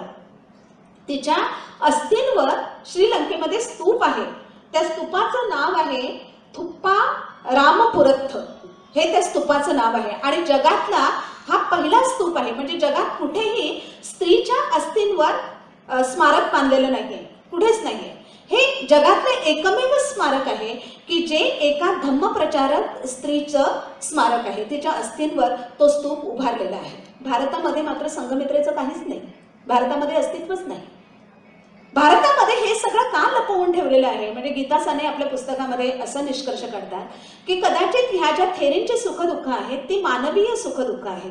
त्या अन्यायाविरुद्ध लढलेल्या आहेत, त्या परंपरेच्या विरोधात लढलेल्या आहेत. म्हणजे त्यावेळेला सुद्धा केवढी तरी मोठी परंपरेचं जोखड होतं स्त्रीच्या मानेवर. पुरुषप्रधान संस्कृती वैदिक संस्कृतीने निर्माण केलेली ती पुरुषप्रधान संस्कृती त्यावेळेला अस्तित्वात होती. आणि अशा वेळेला बुद्धांचं तत्वज्ञान आलेलं आहे या देशामध्ये. तर त्यावेळेला बुद्धांचं तत्वज्ञान धिटाईनं स्वीकारणं ही सोपी गोष्ट नव्हती. या स्त्रियांचं उदाहरण ज्यावेळी आपण बघतो त्यावेळी ह्या सगळ्या परंपरांची जोखडं दूर करून त्या आपल्या हक्कांसाठी लढलेल्या आहेत, त्या रूढींच्या विरुद्ध लढलेल्या आहेत. आणि या स्त्रियांसाठी म्हणून हा आदर्श घेणं अतिशय महत्त्वाचं आहे. आणि हा आदर्श अजून याच्यासाठी घ्यायचा आहे की या स्त्रिया ज्या आहेत, या स्त्रियांनी निसर्गाने दिलेल्या ज्या भूमिका आहेत त्या भूमिका त्यांनी नाकारलेल्या नाही आहेत.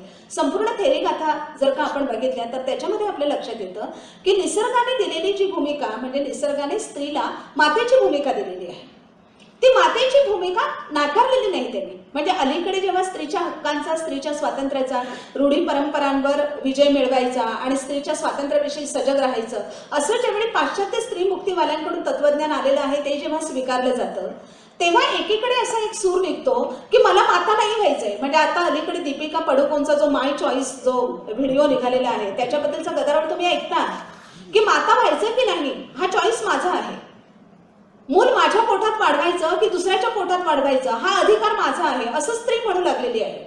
सरोगेटेड मदरची ही जी संकल्पना आहे ही याच्यातूनच आलेली आहे. म्हणजे सरोगेटेड मदरचा ज्या वेळेला मी विचार करते त्यावेळी मला आश्चर्य वाटतं की एकेकाळी ही स्त्री की माझ्या गर्भाशयावर माझाच अधिकार आहे असं म्हणून ती लढलेली आहे आपल्या हक्कासाठी. ज्या वेळेला तिच्या गर्भाशयावर पुरुषाचा अधिकार होता की तिच्या गर्भाशयामध्ये बीज पुरुषाचं आहे म्हणून गर्भाशयामध्ये वाढणाऱ्या मुलावर पुरुषाचा अधिकार. बीज आणि क्षेत्र ही संकल्पना तुम्हाला माहिती आहे की स्त्रीचं गर्भाशय म्हणजे ते क्षेत्र आहे आणि पुरुषाचं बीज आहे म्हणून त्या क्षेत्रावर पुरुषाची मालकी. तर या संकल्पनेला धुडकावून लावण्यासाठी स्त्री लढलेली आहे. 19व्या शतकापासून जे स्त्री मुक्तीचं वारं वाहू लागलेलं आहे. म्हणजे तो एक अजून वेगळा विचार आहे खरा की स्त्री मुक्तीचं जे 18व्या शतकापासून वारं वाहू लागलेलं आहे त्याचं सगळं मूळ भारतातला हा जो थेरीगाथा ग्रंथ आहे तो थेरीगाथा ग्रंथ जगामध्ये पहिल्यांदा इंग्लिश भाषेतून ओपन झाला.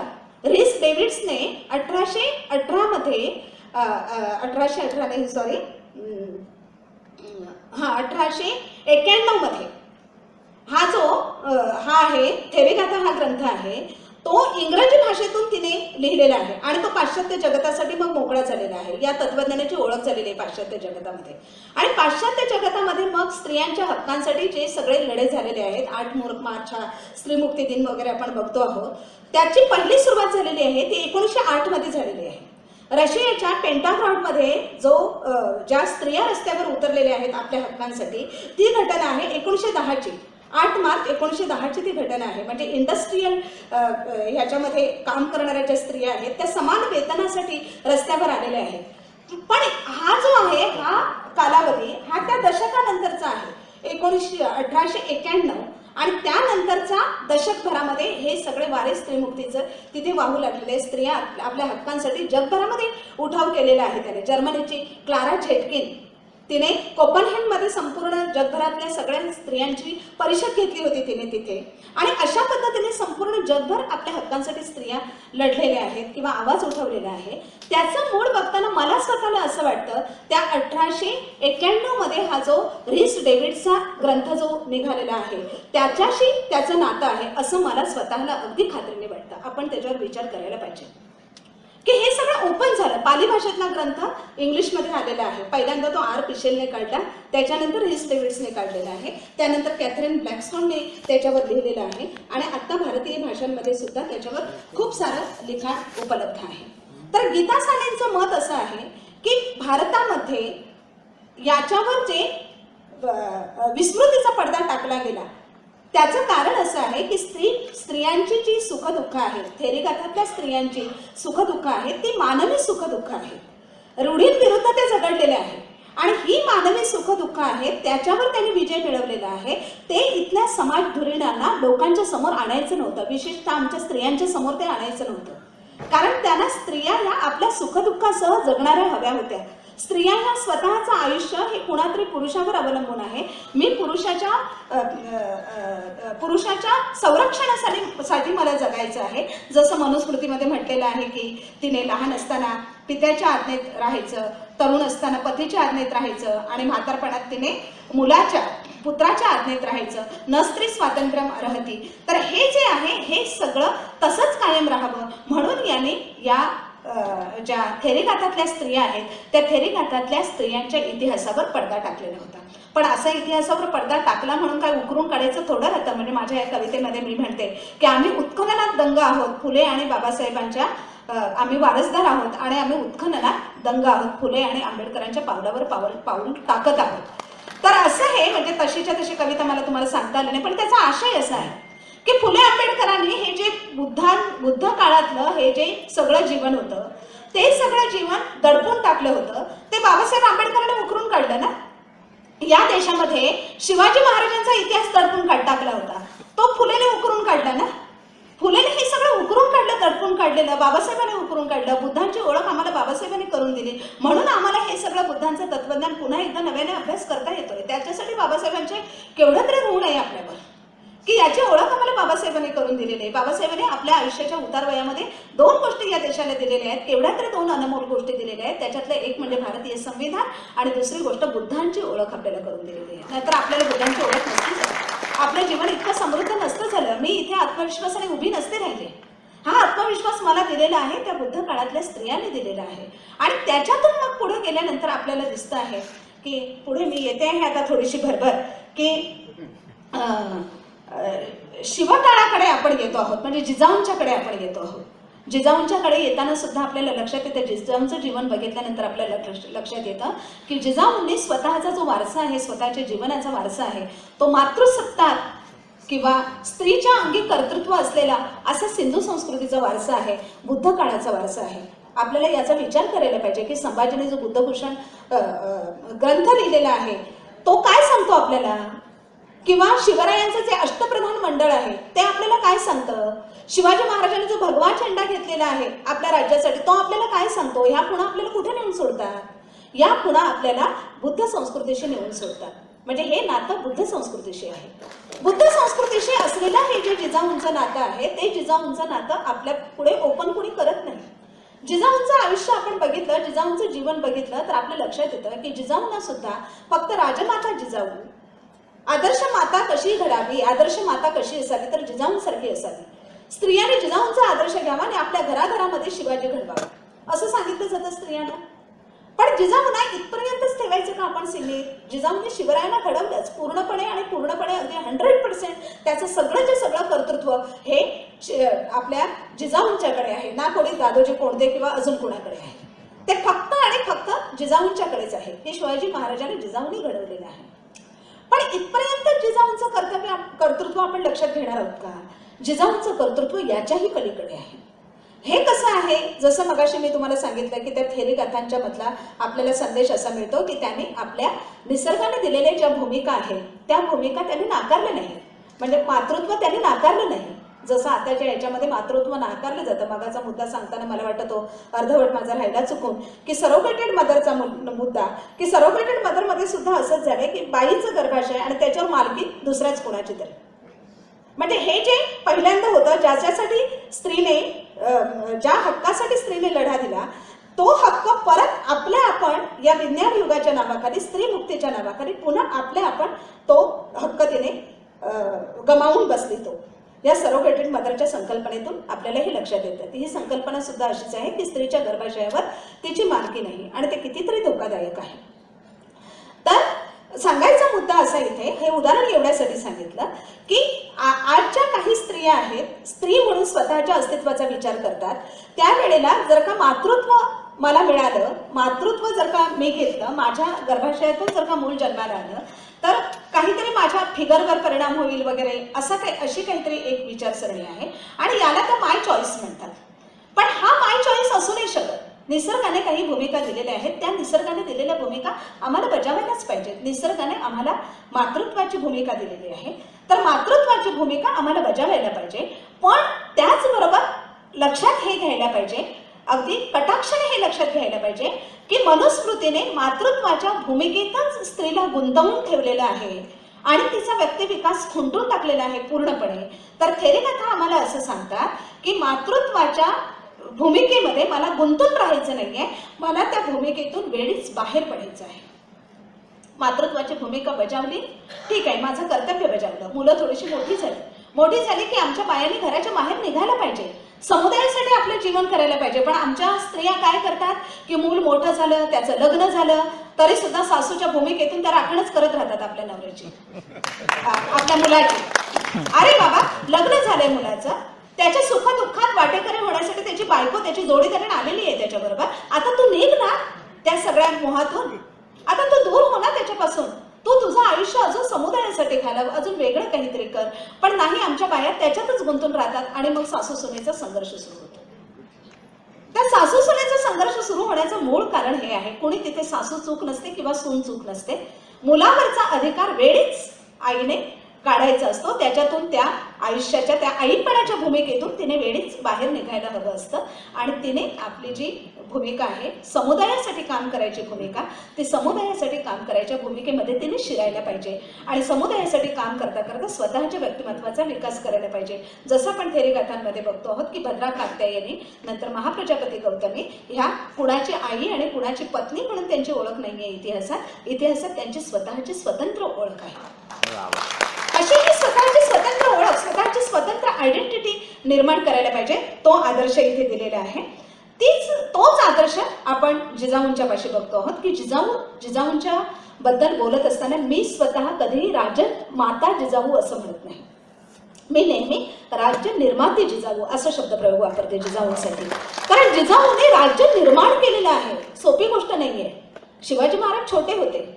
शिवाजी महाराज 12 वर्षांचे असताना शिवाजी महाराजांना कळत होतं का राज्य निर्माण करायला पाहिजे मी असं?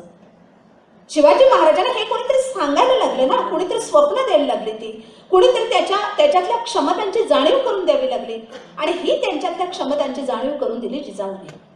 जिजाऊने स्वतःचं राज्य निर्माण केलेलं आहे, सोपी गोष्ट नाहीये. आपला बाप सुद्धा आदिलशहाकडे आहे, काम करतोय. आपला पती सुद्धा आदिलशहाकडे आहे, कधी कुतुबशहाकडे, कधी आदिलशहाकडे, कधी औरंगजेबाकडे, असेही दुसऱ्यांची चाकरी करत आहेत. दुसऱ्यांची चाकरी करता करता त्यांच्या मिठाला जागायचं म्हणून कधी कधी आमने सामने शत्रू म्हणून येत आहेत. तुम्हाला माहिती आहे ना की जिजाऊंचे पती आणि जिजाऊंचे पिता हे सगळे जाधव आणि भोसले हे कधी कधी आदिलशहाचे सैनिक आणि निजामशहाचे सैनिक म्हणून वेगळे वेगळे असायचे आणि ते एकमेकाच्या समोर आदिलशहाचे सैनिक आणि निजामशहाचे सैनिक म्हणून एकमेकाच्या समोर उभे टाकायचे शत्रू म्हणून. हे सगळं बघितलेलं होतं जिजाऊने आणि म्हणून जिजाऊने त्याच वेळी ठरवलेलं होतं की मला स्वतंत्र राज्य निर्माण करायचं आहे. शिवाजींच्या कडून जिजाऊने ते करवून घेतलं, राज्य निर्माण केलं, राज्याची धुरा वाहिली म्हणजे शिवाजी महाराज ज्यावेळी औरंगजेबाच्या ताब्यात होते 6 महिने, तेव्हा राज्य चालवलं जिजाऊने चालवलं. जिजाऊने दर वेळेला शिवाजी महाराजांना उपदेश केलेला आहे किंवा मार्गदर्शन केलेलं आहे. त्याने उपदेश नाही म्हणायचा, मार्गदर्शन केलेलं आहे त्याने. जसं मार्गदर्शनाचा एकच प्रसंग मी तुम्हाला सांगते की स्त्रियांनी कशा पद्धतीने आपली मुलं काय करतायत काय नाही याच्याकडे नजर टाकायला पाहिजे. म्हणजे जेव्हा ह्या अशा रेपच्या केसेस येतात त्यावेळी मला नेहमी वाटतं की ह्या रेपच्या केसेसमध्ये ही जी मुलं आहेत, म्हणजे त्या निर्भया बलात्कार प्रकरणामध्ये तो 16 वर्षाचा जो पोरगा आहे, अगदी तरुण पोरगा, त्याला म्हणजे पहिल्यांदा पाठवलं तिच्यावर रेप करायला आणि त्याने किती भयानक पद्धतीने तिची विटंबना केली त्या पोरीची. आतडे तिच्या बाहेर काढल्या त्यांनी. आता 16 वर्षाचा मुलगा, त्याच्यामध्ये ही क्रूरता आणि त्याच्यामध्ये हा पाशवी वासना ही कशी काय आली, कशी काय निर्माण झाली? 16 वर्षाचं मूल हे आईच्या पदराखाली असतं. खरं तर आई घडवते त्याला. आई कशा घडवतात, कसे संस्कार करतात आपल्या मुलावर? मुलाला बाबा दुसऱ्या बाईकडे पवित्र नजरेने बघायला पाहिजे, दुसऱ्या बाईकडे चांगल्या नजरेने बघायला पाहिजे. जसं शिवाजी महाराजांनी त्या कल्याणच्या सुभेदाराच्या सुनेकडे अशीच अमुची आई असं ती सुंदर रूपवती असं म्हटलं. म्हणजे आईच्या भूमिकेतून तिला बघितलं. तिचं सौंदर्य मी बघणार नाही असं नाही म्हटलं. तिला बुरखा काढायला लावला त्यांनी. पण बुरखा काढल्यानंतर जेव्हा तिचं सौंदर्य, अगदी ती आख्यायिका म्हणा किंवा अजून काही म्हणा, पण जरी आख्यायिका असली तरी सुद्धा क्षणभर आपण धरून चालूया की सत्य घटना नसेल, आख्यायिका असेल. काही जण म्हणतात ना ती आख्यायिका आहे असं. पण जरी आख्यायिका असली तरी सुद्धा त्याच्यातून आपल्याला हे कळतं की शिवाजी महाराजांची दृष्टी, बाईचं सुंदर रूप हे मी बघितलं तर माझे डोळे काही पापी नाही होत. तुमच्या मनामध्ये पाप असलं तरच पुरुषाचे डोळे पापी होतात, नाहीतर नाही होत. पण आम्हाला रामायणामधून असे संस्कार दिले की सीतेच्या फक्त पायाकडेच लक्ष्मण बघत होता. सीता जर का त्याला माते समान वाटत होती तर मातेच्या आईच्या काय आपण पायाकडे बघतो का सगळे? पहिल्यांदा मूल जन्माला येतं तेव्हा पहिल्यांदा आधी आईचा चेहरा निहाळतो. आईचा सुंदर चेहरा हा त्याच्या हृदयामध्ये असा अभिमानाने बसलेला असतो ना, माझी आई किती सुंदर आहे असं म्हणतं ना मूल. मग जर का लक्ष्मण सीतेकडे मातेच्या भूमिकातून बघत होता तर सीतेच्या चेहऱ्याकडे बघायला काय मोठं पाप वाटत होतं त्याला. पण नाही, आमच्या रामायणातून हे अगदी सांगितलं जातं, असा हा संस्कार म्हणून सांगितला जातो. आणि मग आमचे पुरुष म्हणतात नाही नाही माझ्यावर असे संस्कार झालेले आहेत, मी अगदी स्त्रीकडे वरती नजर करून बघत नाही. अरे का बघत नाही? बघा ना वरती नजर करून. माझ्याकडे एकदा कॉलेजमध्ये अशी घटना घडली होती की त्या साडी डेजला आमच्या मुली त्या यंग असतात ना, खूप सुंदर दिसतात ना. एकदा मी स्टाफरूममध्ये आमच्या एका प्रोफेसरला म्हटलं चला ना सर जरा फेरी मारूया, खूप छान छान दिसतात मुली या वेळेला, बघूया जरा मस्त नटून थटून येतात. ते म्हण नाही नाही मॅडम तुम्ही जा, मला येणं बरं नाही दिसत. म्हटलं अहो का बरं नाही दिसत? नाही नाही मी कसं बघू मुलीकडे? का म्हटलं तुमची मुलगी नटून थटून जरा साडी बेडी नेसून समोर आली तर तुम्ही बघत नाही का मुलीकडे? या मुली आहेत ना म्हटलं तुमच्या, बघूया ना, निर्मळ दृष्टीने बघूया, निखळ दृष्टीने बघूया, किती सुंदर दिसतात मुली असं आपण म्हणूया. पण हा जो आदर्श आहे हे आदर्श देताना आपण चुकतो, म्हणून या अशा सगळ्या घटना घडतात. शिवाजी महाराजांना जिजाऊने जो आदर्श दिलेला आहे तो हा आदर्श आलेला त्याने दिलेला आहे की स्त्रीकडे निखळ दृष्टीने बघणं. म्हणून ती सुंदर स्त्री आल्यानंतर शिवाजी महाराजांना आपल्या मातेची आठवण होते आणि ते म्हणतात की माझी आई अशी सुंदर असते. कोणीतरी कविता लिहिली ती. तर अशा पद्धतीचं हा जो वारसा आहे ह्याने जिजाऊने पुन्हा आणि एक प्रसंग सांगते याच्याच बरोबर की ज्या वेळेला चंद्रराव मोरे ते स्वराज्याचे शत्रू होते, त्या चंद्रराव मोरेचा निपात करण्यासाठी, त्यांचा नायनाट करण्यासाठी तलवार घेऊन शिवाजी महाराज चाल करून गेले त्यांच्यावर. पण चंद्रराव मोरेला संपवल्यानंतर सुद्धा शिवाजी महाराजांची ही लढाई सुरूच होती. जिजाऊने निरोप पाठवला शिवाजी महाराजांना की राजे ज्याच्याशी वैर होतं ते संपले, आता तलवार म्यान करा. संपूर्ण त्या भाषेमध्ये आहे ते, त्याचा अर्थ असा आहे, ते सुंदर भाषा आहे, त्याने जे वाक्य म्हटलेलं आहे ते की समूळ मोरे उच्छाद करावा अशी गोष्ट नाही. म्हणजे सरळ भाषेमध्ये त्याचा अर्थ असा आहे की ज्या चंद्रराव मोरे जो स्वराज्याचा शत्रू होता तो संपवला, आता सगळ्याच्या सगळ्या मोरे घराण्याशी तुमचं शत्रुत्व असण्याचं काही कारण नाही. आता तलवार म्यान करा आणि या. आणि शिवाजी महाराजांनी मातेची आज्ञा शिरसावंत मानली आणि तलवार ताबडतोब म्यान केली आणि ते आले. बाकीचे जे मोरे आहेत त्या मोरेंच्या जीवावर शिवाजी महाराज उठले नाही. तर आई कशी असावी? आई म्हणून आणि प्रत्यक्ष व्यक्ती म्हणून, राज्य निर्माती, महत्वाकांक्षी जिजाऊ की राज्य माझं असायला पाहिजे, स्वाभिमानी. आणि दुसरी गोष्ट, जेव्हा मातेच्या मी भूमिकेत असते त्यावेळी माता म्हणून माझी भूमिका कशी असायला पाहिजे, तर माझ्या मुलाला मी करुणेची दृष्टी द्यायला पाहिजे, विज्ञानवादी दृष्टी, की ते टोपीवाल्यांचं अस्त्र बघून घे म्हणून सांगितलं जिजाऊने शिवाजी महाराजांना, आणि ती बंदूक आहे, ती बंदूक दुरून टिपणारी, ते अस्त्र तू बघून घे, ते शस्त्र काय आहे ते म्हणून सांगितलं. आणि पोर्तुगीजांचं ते शस्त्र ते त्यांना आत्मसात करायला लावलं. तर अशा पद्धतीच्या विज्ञानवादी दृष्टीच्या जिजाऊ सती गेल्या नाहीत त्यावेळेला. त्यावेळेला सती जाणं ही प्रथा होती. सती न गेलेल्या बाईला पतिव्रता मानलं जात नव्हतं, पण जिजाऊने अशा पद्धतीची पतिव्रता मान्य केली नाही. म्हणजे अशोकाची राणी जी विदिशा देवी आहे ना, तिचं पण जीवन असंच आहे. एकाच वाक्यात सांगते, कारण मला पुढे थोडंसं आता उत्तरार्धाकडे यायचं आहे आत्ताच्या सगळ्या समस्या बघायला, म्हणून अगदी धावतं घेते आहे ते, की विदिशा देवीचं पण जीवन अशा पद्धतीचं आहे की पातिव्रत्य की तत्वनिष्ठा या दोन गोष्टीमध्ये ती अडकली होती. कारण सम्राट अशोकाच्या उज्जैनीला ज्यावेळी सम्राट अशोक होता त्यावेळी सम्राट अशोकाला ही उज्जैनच्या व्यापाऱ्याची मुलगी विदिशा, पहिली पत्नी अशोकाची, तिच्या प्रेमात पडला अशोक आणि तिच्याशी लग्न केलं. आणि संघमित्रा आणि महेंद्र ही तिची मुलं, ही दोन मुलं विदिशाची.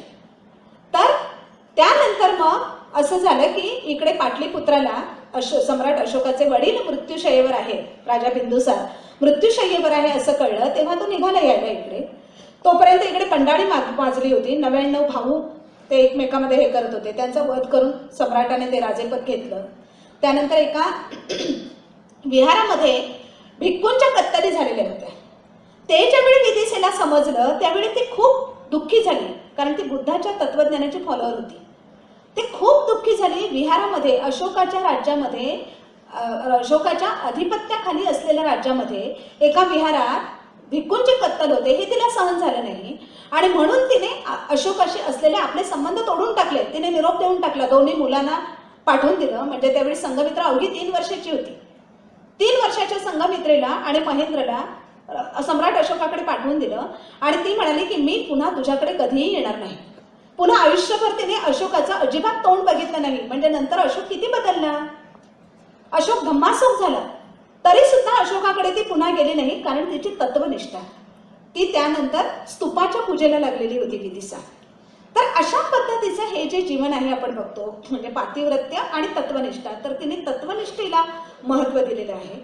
किंबहुना इसवी सन 3ऱ्या शतकापर्यंत पातिव्रत्य ही संकल्पनाच नव्हती. म्हणजे हा शब्दच अस्तित्वात नव्हता. पण पतीशी निष्ठा ही वेगळी, पातिव्रत्य या शब्दाभोवती ती गुंडाळली होती. पातिव्रत्य ही संकल्पना मनुस्मृतीचा उदय झाल्यानंतर आलेली आहे. मनुस्मृतीचा उदय झालेला आहे 3ऱ्या शतकात. बृहद्रथचा पुष्यमित्राने खून केला, त्याच्यानंतर मनुस्मृती लिहून घेतलेली आहे. त्याच्यानंतर हा पातिव्रत्य शब्द अस्तित्वात आलेला आहे. म्हणजे पाली वाङ्मयामध्ये सुद्धा मूळचं जे पाली वाङ्मय आहे, ज्याच्यामध्ये यशोधरेची कथा निदान कथेमध्ये लिहिलेली आहे, त्याच्यामध्ये मानवीय निदान कथा दिसते. आणि 4थ्या शतकामध्ये अपादान कथा लिहिलेली आहे. त्या अपादान कथेमध्ये संस्कृतचा प्रभाव आहे, संस्कृत आणि पाली आहे. त्याच्यामध्ये यशोधरेसाठी पतिव्रता हा शब्दप्रयोग वापरलेला आहे. 3ऱ्या शतकापर्यंत हा शब्दप्रयोगच नव्हता. आज तोच शब्दप्रयोग सगळीकडे, किंवा जिजाऊंच्या जीवनापर्यंत मी येताना मी सांगत होते, तो धागा पकडून मी थोडीशी मागे गेले, तर हाच मुद्दा समजावून सांगत होते की जिजाऊंच्या काळामध्ये जर का पतीच्या चितेवर एखादी बाई सती गेली तर ती पतिव्रता, असा संकेत होता समाजामध्ये. पण या असल्या संकेताच्या पलीकडे गेले जिजाऊ. त्या पतीच्या चितेवर सती गेल्या नाहीत. त्याने या राज्याला गरज आहे, आपल्या मुलाला गरज आहे, आणि अनैसर्गिक मरण स्वीकारणं हे बरोबर नाहीये हे माहिती होतं त्यांना. नंतर मग नैसर्गिक मरण आलं तेव्हा त्यांचा मृत्यू झालेला आहे. म्हणजे इथेही पातिव्रत्याची जी संकल्पना जी खूप चुकीच्या पद्धतीने रुजवलेली आहे, त्या संकल्पनेच्या पलीकडे गेलेल्या ह्या स्त्रिया आपल्याला दिसतात. आता ह्या पुढे येत असताना सावित्रीबाई फुलेंच्याकडे आपण येतो.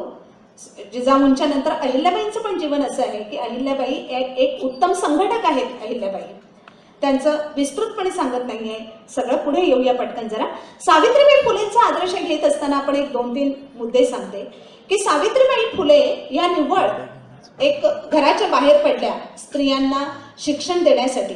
एवढ्यापुरतंच या घटनेकडे बघून आपल्याला नाही चालत. त्या दिवशी माझ्या 10 मार्चला सह्याद्रीवर मुलाखत झाली होती, तिथे हाच मुद्दा मी सांगितला की सावित्रीबाईंच्या घराच्या बाहेर पडलेल्या आहेत त्या निव्वळ स्वतःचं व्यक्तित्व समृद्ध करण्यासाठी नाही, तर समुदायाचं, म्हणजे ज्या बाकीच्या खितपत पडलेल्या होत्या स्त्रिया अज्ञानाच्या अंधकारात, त्यांचं जीवन समृद्ध करण्यासाठी, समाजामध्ये काही चांगलं निर्माण करण्यासाठी त्याने घराचा उंबरठा ओलांडलेला आहे, त्या घराच्या बाहेर पडलेल्या आहे.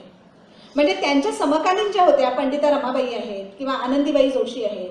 आनंदीबाई जोशींच्या बद्दल आता खूप लिहिलं जात आहे. आनंदीबाई जोशींना पण भारतरत्न द्यायला पाहिजे वगैरे अशा पद्धतीने खूप बोललं जाते.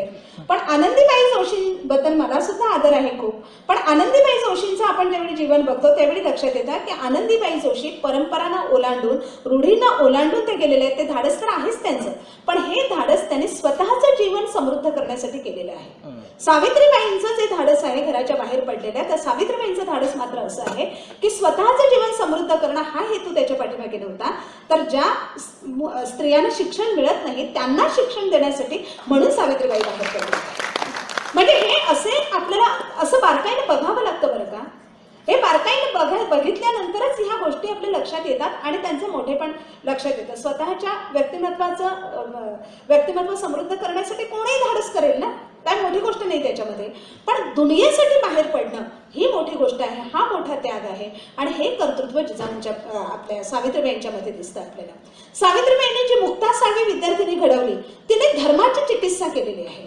आपल्या स्त्रियांनी हा आदर्श घेणं लक्षात घ्यायला पाहिजे चळवळीत काम करताना. म्हणजे नुसते मी मोर्चात केले, कोणत्या तरी एखाद्या आंदोलनात मी उतरले म्हणजे ते परिपूर्ण कार्यकर्ते झाले अशातला अर्थ नाही. तर हे करत असताना म्हणजे काही स्त्रिया आमच्या अशा सुद्धा माहिती आहेत की मोर्चात जातात, आंदोलनात जातात, पण घरी आल्यानंतर पुन्हा त्या ह्या दैववादामध्ये थोड्याशा गुरफटलेल्या असतात. कुठेतरी देवी त्यांच्या घरात असते ठेवलेली, तिची पूजा करतात. असं काही आपल्याला उलट सुलट दिसतं, असा विरोधाभास दिसतो. आपल्याला हा आदर्श सावित्रीबाई फुले, मुक्ता साळवे यांचा आदर्श याच्यासाठी लक्षात घ्यायला पाहिजे की त्यांनी धर्माची चिकित्सा केलेली आहे. का बरं मला नवरात्रात नाचायला सांगतात, दुर्गा पूजेच्या नावाने मला उपवास करायला का सांगतो धर्म? का ही परंपरा, ह्या संस्कृतीच्या नावाने मला का बरं पायात चप्पल न घालता अनवाणी पायाने राहायला सांगतो, उपवास करायला सांगतात?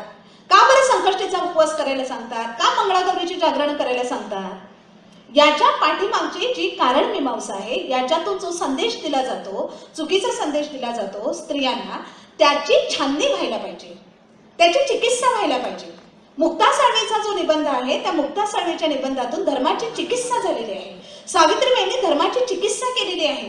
ब्रह्मवंती शेती नावाची सावित्रीबाईंची एक कविता आहे आणि त्या कवितेमध्ये सावित्रीबाई म्हणतात की ब्रह्म ही जी संकल्पना आहे, जी वेदांमध्ये दिलेली आहे, उपनिषदांमध्ये दिलेली आहे की ब्रह्म म्हणजे ब्रह्मदेव, ब्रह्म म्हणजे सर्वे सर्वा परमेश्वर, ही संकल्पना सावित्रीबाईंनी नाकारलेली आहे. सावित्रीबाई ब्रह्मवंती शेतीमध्ये असं म्हणतात की ब्रह्म म्हणजे शेती, अन्नाला त्या ब्रह्म म्हणतात. आणि मग अन्न निर्माण करणारा जो आहे, तो अन्न निर्माण करणारा शेतकरी, हा शेतकरी आहे, हा शेतकरी खरं म्हणजे हा श्रेष्ठ आहे असं त्या म्हणतात. आणि मग शेतकऱ्याला सांगतात की तुम्हाला जे सांगितलेलं आहे मनुस्मृतीने की शेती करणारा शूद्र आहे, त्याने ज्ञान घेऊ नये, हे चुकीचं आहे. ब्रह्मवंती शेती करणाऱ्याने ज्ञानवंती व्हायला पाहिजे. ज्ञानवंती या ब्रह्मवंती शेती करणाऱ्याला सुखी करेल असं त्या कवितेमध्ये म्हणतात. किती सुंदर कविता आहे सावित्रीबाईंच्या. माझं आता थिसिस चाललेलं आहे त्याच्यावर. एका शब्दातून केवढं तरी दिसतं. सावित्रीबाईंनी शिक्षणाची व्याख्या केलेली आहे. सावित्रीबाई असं म्हणतात की मला थोडासा वेळ किती आहे जरा सांगा, एक 10 मिनिटं चालेल ना? हा, थोडे आता येते मी उत्तरार्धाकडे हे घेऊन.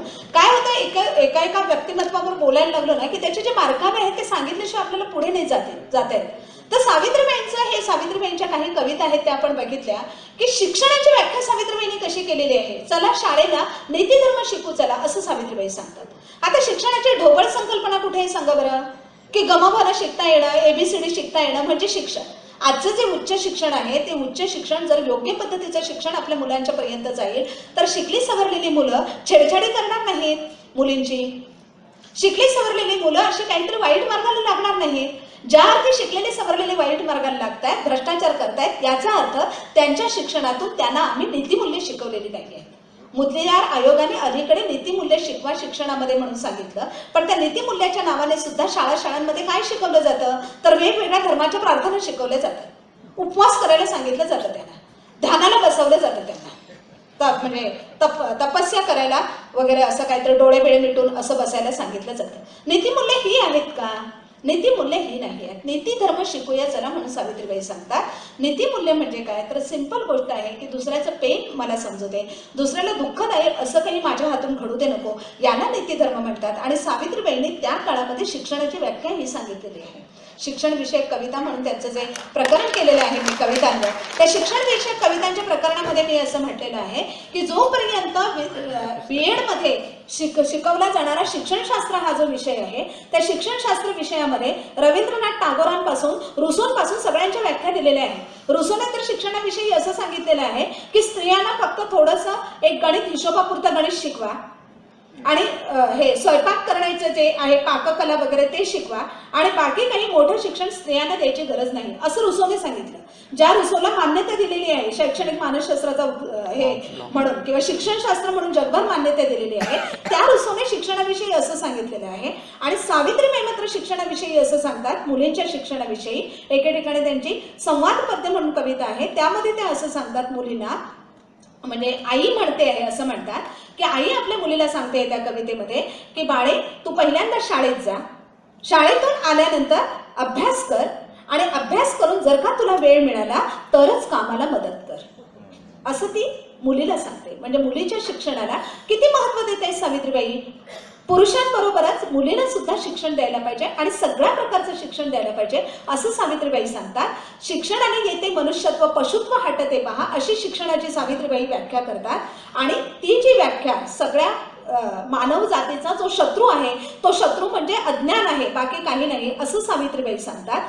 त्या सावित्रीबाईंची शिक्षणाविषयीची व्याख्या ही शिक्षणशास्त्राच्या पुस्तकामध्ये समाविष्ट केलेली नाही आहे. ते तुमचं आमचं कर्तव्य आहे बरं का, नवीन पिढीचं कर्तव्य आहे की सावित्रीबाईंच्या शिक्षणाविषयीच्या व्याख्या शिक्षणशास्त्राच्या विषयामध्ये समाविष्ट करायला पाहिजे, त्याशिवाय शिक्षणशास्त्र हा विषय अपुरा आहे. हे सगळं किती मोठ्या ज्ञानी सावित्रीबाई आहेत किंवा ह्या आपली मुक्ता साळवे आहे की ज्याने धर्माची चिकित्सा करायला सांगितलं, ज्याने जीवनाचा अशा पद्धतीने विज्ञाननिष्ठ विचार करायला सांगितलं. आपल्या भगिनींनी तो आदर्श घ्यायला पाहिजे. तो आदर्श घेतला की आपल्याला कोणत्याही देवी देवताच्या पुढे लोटांगण घालायची गरज भासणार नाही, कुठल्याही मंदिरात जायची इच्छा मला आहे असं म्हणायची त्यांना गरज नाही, किंवा घरामध्ये तर कुठल्याही पद्धतीचे देवदेवतांच्या किचनमध्ये मूर्ती ठेवायची गरज त्यांना भासणार नाही. बाबासाहेब आंबेडकरांनी तथागत बस आहे आणि त्याच्या जोडीने ज्योतिराव फुले, शिवाजी महाराज, शाहू महाराज हे सगळे ठेवा घराघरामध्ये. हे ज्यावेळी घराघरामध्ये असतील त्यावेळी आमचा मार्ग हा प्रगतीच्याच दिशेने जाणार आहे. आमच्या महिलांचा हा आदर्श असायला पाहिजे. पुढे बाबासाहेबांच्या आंदोलनाकडे येते आहे. बाबासाहेबांच्या आंदोलनामध्ये खूप साऱ्या स्त्रिया होत्या. आपल्याला माहिती आहे की शांताबाई दाणे होत्या, कानपूरच्या अधिवेशनाच्या त्या अध्यक्ष होत्या शांताबाई दाणे. त्यानंतर जाईबाई चौधरी ज्याने नागपूरमध्ये मुलींची शाळा काढली त्या होत्या. सुलोचना डोवरे या 1942 मध्ये जी परिषद झाली त्या परिषदेच्या अध्यक्ष होत्या आणि त्यावेळी त्या परिषदेमध्ये 25,000 महिला उपस्थित होत्या. स्त्रियांची परिषद, आणि आमच्याकडे 25 स्त्रिया आहेत का मोजा बरं जरा. हा, स्त्रियांना लक्षात घ्यायला पाहिजे की हा आदर्श कोणत्या प्रकारचा आहे आमचा. त्यावेळच्या आमच्या त्या अडाणी स्त्रिया, बाबासाहेबांनी त्या महाडच्या सत्याग्रहाच्या वेळी काय सांगितलं त्यांना की तुम्ही सुद्धा स्वप्न बघा, तुमचं मूल साहेब व्हायला पाहिजे, तुमच्या पुढे जन्माला येणाऱ्या मुलाने काही पाप केलेलं नाहीये म्हणून त्या सांगतात. आणि हे सगळे देवबीव नदीत फेकून दिले आमच्या अडाणी बायांनी. आणि आता आमची शिकलेली पिढी परत एकदा गेलेले देव आपल्या घरामध्ये आणायच्या कामाला लागले. शिकलेल्या सवरलेल्या आमच्या भगिनी नवरात्राचे उपवास करतात काय, नवरात्राच्या 9 साड्या नेसतात काय, त्यांना 9 रंग सांगतं कोण, महाराष्ट्र टाइम्स. आणि ह्या दरवेळी त्या बघतात पेपरामध्ये आजचा रंग अमका, तो रंग अमक्या गोष्टीचं प्रतीक नाही तमक्या गोष्टीचं प्रतीक. असं काय, कसल्या गोष्टीचं प्रतीक. लाल रंगाची साडी नेसलं तरी लाल रंगाची तेजस्विता डोक्यात असते का. म्हणजे हे सगळं तुम्हाला सांगणारं कोणीतरी आणि आम्ही ते सगळं फॉलो करतो. चिकित्सा करत नाही धर्माची, विज्ञानवादाने प्रत्येक परंपरेची आपण चिकित्सा करत नाही आणि ती परंपरा आपण आपली मान्य करतो. ह्या सगळ्या प्रत्येकाने आपल्याला सगळं उरफाटवलेलं आहे. तर अशा पद्धतीची ही जी आंबेडकरी चळवळ जी आहे ती आंबेडकरी चळवळ यशस्वी झाली. ती स्त्रियांच्या सहभाग होता म्हणून इतक्या मोठ्या प्रमाणामध्ये ती यशस्वी झालेली आहे.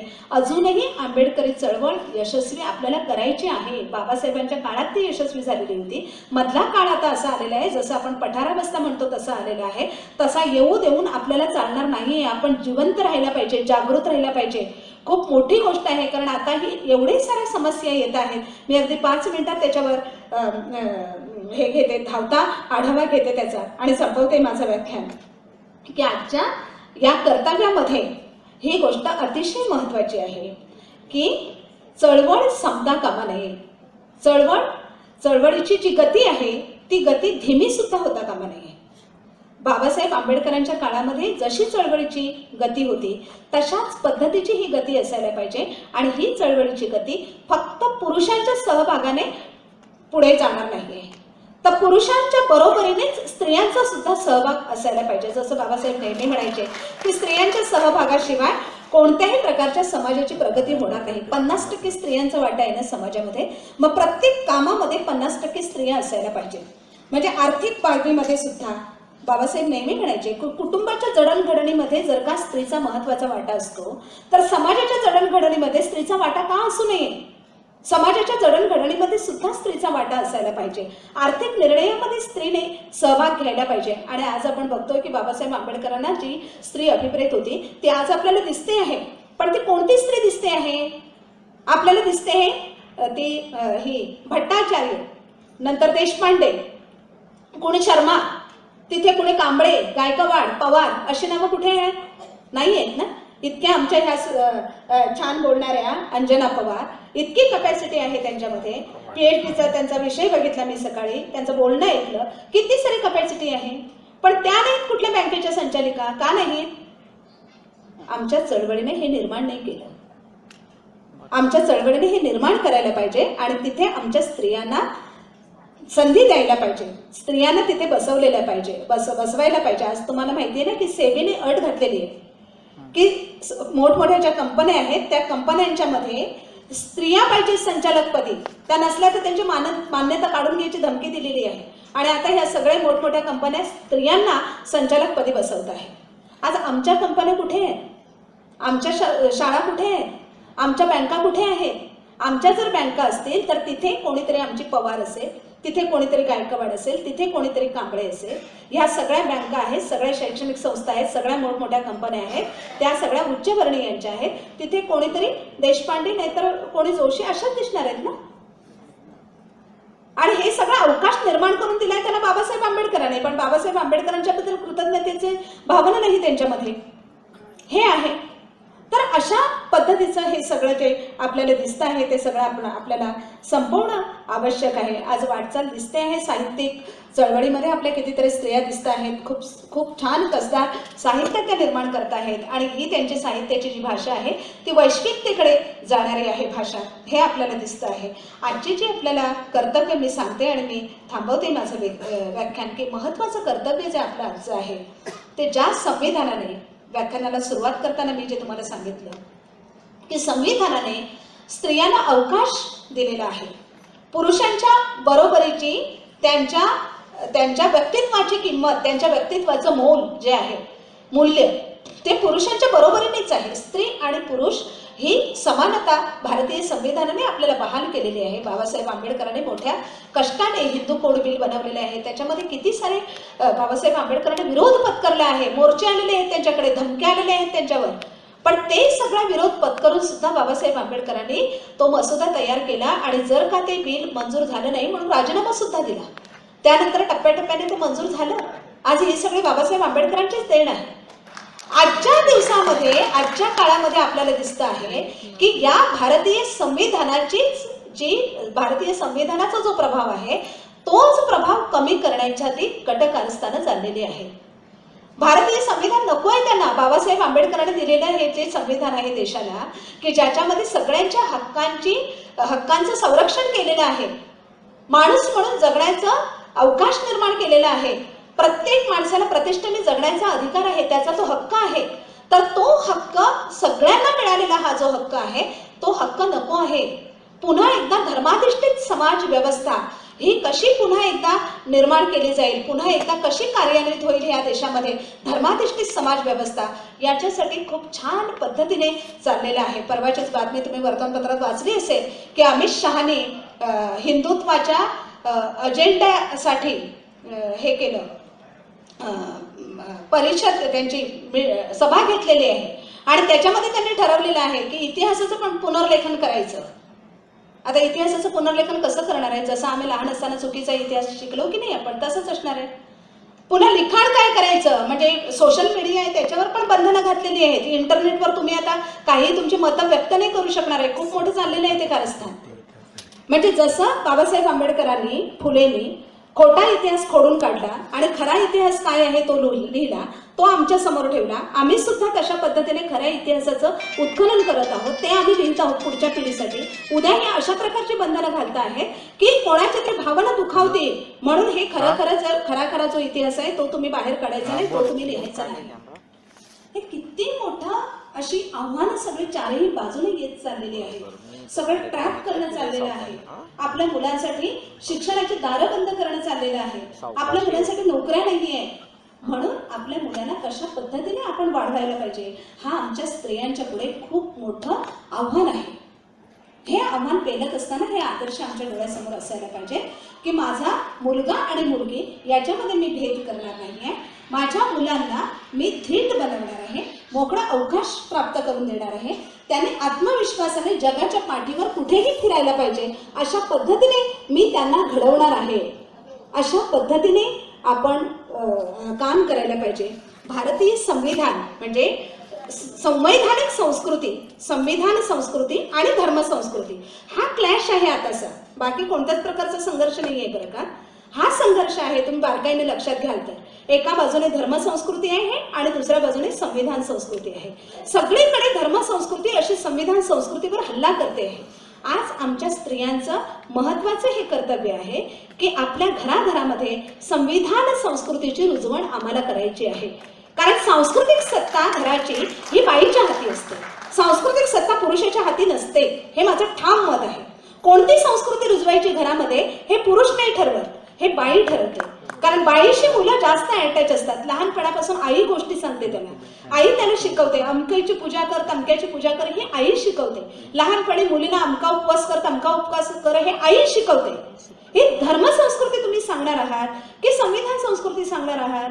जी संविधान संस्कृती घरातल्या मुलाला आणि मुलीला समान लेखते, जी संविधान संस्कृती घरातल्या मुलीला सुद्धा मुला इतकंच अवकाश मोकळं करून देते, जी संविधान संस्कृती मुलाला संस्कार करायला सांगते की बाहेर जेव्हा जाशील तेव्हा बाबा, बाहेर कॉलेजमध्ये जाशील तेव्हा कॉलेजच्या मुलींची छेडछाड काढायची नाही. छेडछाड काढणं आणि खूप साऱ्या गर्लफ्रेंड असणं हा पुरुषार्थ नाही, हे आई सांगेल. ही संविधान संस्कृती आहे. ही संविधान संस्कृती बाईने घराघरामध्ये रुजवायला पाहिजे. तेव्हा आपल्याला ह्या सगळ्या समस्यांच्या वर तोडगा काहीतरी निघेल. मी फक्त जाता जाता माझं स्वतःचं एक उदाहरण तुमच्याशी शेअर करते की मुलांना आपल्या किंवा मुलींना अवकाश देणं, त्यांना जगाच्या पाठीवर जाण्यासाठी किंवा धीटपणाने त्यांना कुठेही जायला मोकळीक देणं ही म्हणावी तितकी सोपी गोष्ट नाही. मी सुद्धा एक आई आहे. मी माझं एकच छोटंसं उदाहरण सांगते की माझी मुलगी 22व्या वर्षी लंडनला जायला निघाली शिक्षणासाठी. माझी मोठी मुलगी बरं का. आणि इथे ती वाढली, माझ्या छायेखाली वाढली. मी आई म्हणून 22 वर्षाच्या तरुण मुलीला, आणि सुंदर आहे मुलगी माझी, त्या मुलीला लंडनला पाठवणार ही गोष्ट किती काळजी करण्यासारखी होती. पण तिने काहीतरी 12वीत असताना इच्छा व्यक्त केली, मला अब्रॉडला जायचंय शिक्षणासाठी.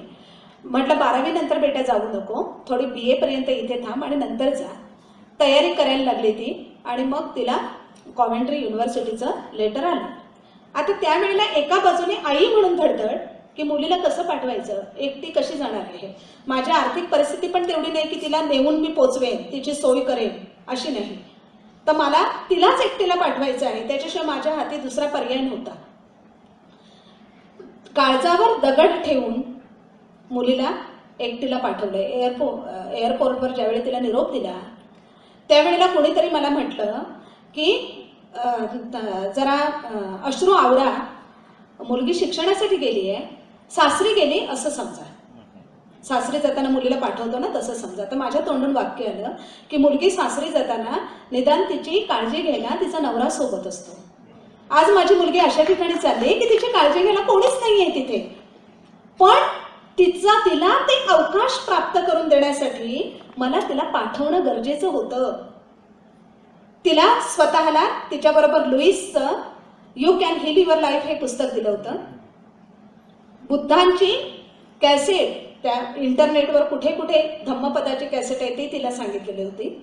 म्हटलं बेटा कधी डिस्टर्ब झालीस तर मेडिटेशन कर, ते तिला शिकवलेलं होतं.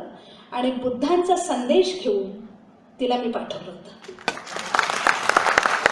ते सांगताना मला आनंद वाटतोय. माझी मुलगी 1.5 वर्षामध्ये तिला काही तिथे त्रास झालाच नाही असं नाही. होमसिक कधी कधी वाटलं, कधी कधी ढसाढसा रडायची स्काईपवर बोलताना मला, मम्मी मला मिठी माराविषयी वाटते तुला असं म्हणायची. मी इकडे रडायची, काय झालं माझ्या पोरीला, का अशी करते आहे. असे चढउतार येत असतात, मित्रमंडळींचे वेगळे वेगळे अनुभव येतात, काय येतात, त्याच्यामध्ये खचून जातात. पण प्रत्येक वेळी तिला सांगितलेलं होतं बेटा मेडिटेशन कर, बेटा गोयंका गुरुजींचं हे ऐक, आणि नेटवर सगळं उपलब्ध आहे. ती मला म्हणायची मम्मी तू मला तू काहीतरी सांगते आहेस असं वाटतं, मी एकटी नसते इथे, कारण झोपताना कायम मी नेटवर धम्मपद लावते आणि ते मी ऐकत झोपते. म्हणून मला सांगायची. 1.5 वर्षानंतर अतिशय सक्सेसफुल होऊन माझी मुलगी इंडियात परत आली. मार्केटिंग सब्जेक्टमध्ये कॉमेंट्री युनिव्हर्सिटीची ती टॉपर आहे. आणि आता सुरक्षितपणे आली मुलगी माझ्या हाती. पण कशी आली की केवढा तरी मोठा आत्मविश्वास घेऊन आली आहे. आज मला भीती नाही आहे की इथल्या 5,000च्या आणि 10,000च्या नोकरीसाठी ती कुठल्या तरी कंपनीमध्ये जाऊन, कुठल्या तरी कॉलेजमध्ये जाऊन लाचारासारखे हात पसरेल. मला आज हा आत्मविश्वास आहे की तिने ठरवलं तर ती स्वतःचा बिझनेस काढेल, तिने ठरवलं तर ती इंटरनॅशनल लेव्हलवर जायची तयारी करेल. मी मुद्दाम तुमच्यापाशी हे शेअर केलं कारण तुम्ही माझे बांधव आहात, माझे बंधू भगिनी आहात. माझ्या या बहुजन समाजातल्या प्रत्येक घरातली मुलगी ही अशा पद्धतीने, मुलगा तर बनेलच बनेल, पण मुलगी सुद्धा अशा पद्धतीने संपूर्ण जगभर, संपूर्ण अवकाशात ती आपल्या मजबूत पंखाने विहार करेल अशा पद्धतीची बनायला पाहिजे. हे आपलं कर्तव्य आहे. म्हणून जे मगाशी म्हणाले त्या कवितेने मी शेवट करते की मी माझ्या मुलींसाठी जी स्वप्न बघितली होती तीच भारतातल्या प्रत्येक मुलीसाठी स्वप्न बघते. अंतराळी या मारू भरारी कवेत घेऊ दुनिया सारी, आम्हाने पेलू की बाई आम्हाने पेलू की, सावित्रीच्या लेकी आम्ही सावित्रीच्या लेकी. तर अशा हा आमचा आदर्श आहे. आम्ही सावित्रीच्या लेकी आहोत, यशोधरेच्या लेकी आहोत, रमाईंच्या लेकी आहोत, आम्ही सिंधू संस्कृतीच्या वारसदार आहोत. बस आम्हाला कोणी सुद्धा अडवू शकणार नाही. आमच्या समाजाला ट्रॅप करण्याचा किती कोणी प्रयत्न केला तरी सुद्धा तो ट्रॅप होणार नाही. तो पुन्हा एकदा पुन्हा तुम्ही प्रयत्न केला त्याला अगदी दाबायचा तरी सुद्धा फिनिक्स पक्षासारखा तो पुन्हा ताकद घेऊन वरती आकाशात भरारी मारण्यासाठी तो अगदी तयार होईल. आपण हा आशावाद घेऊन इथे थांबूया. धन्यवाद. जय भीम, जय भारत.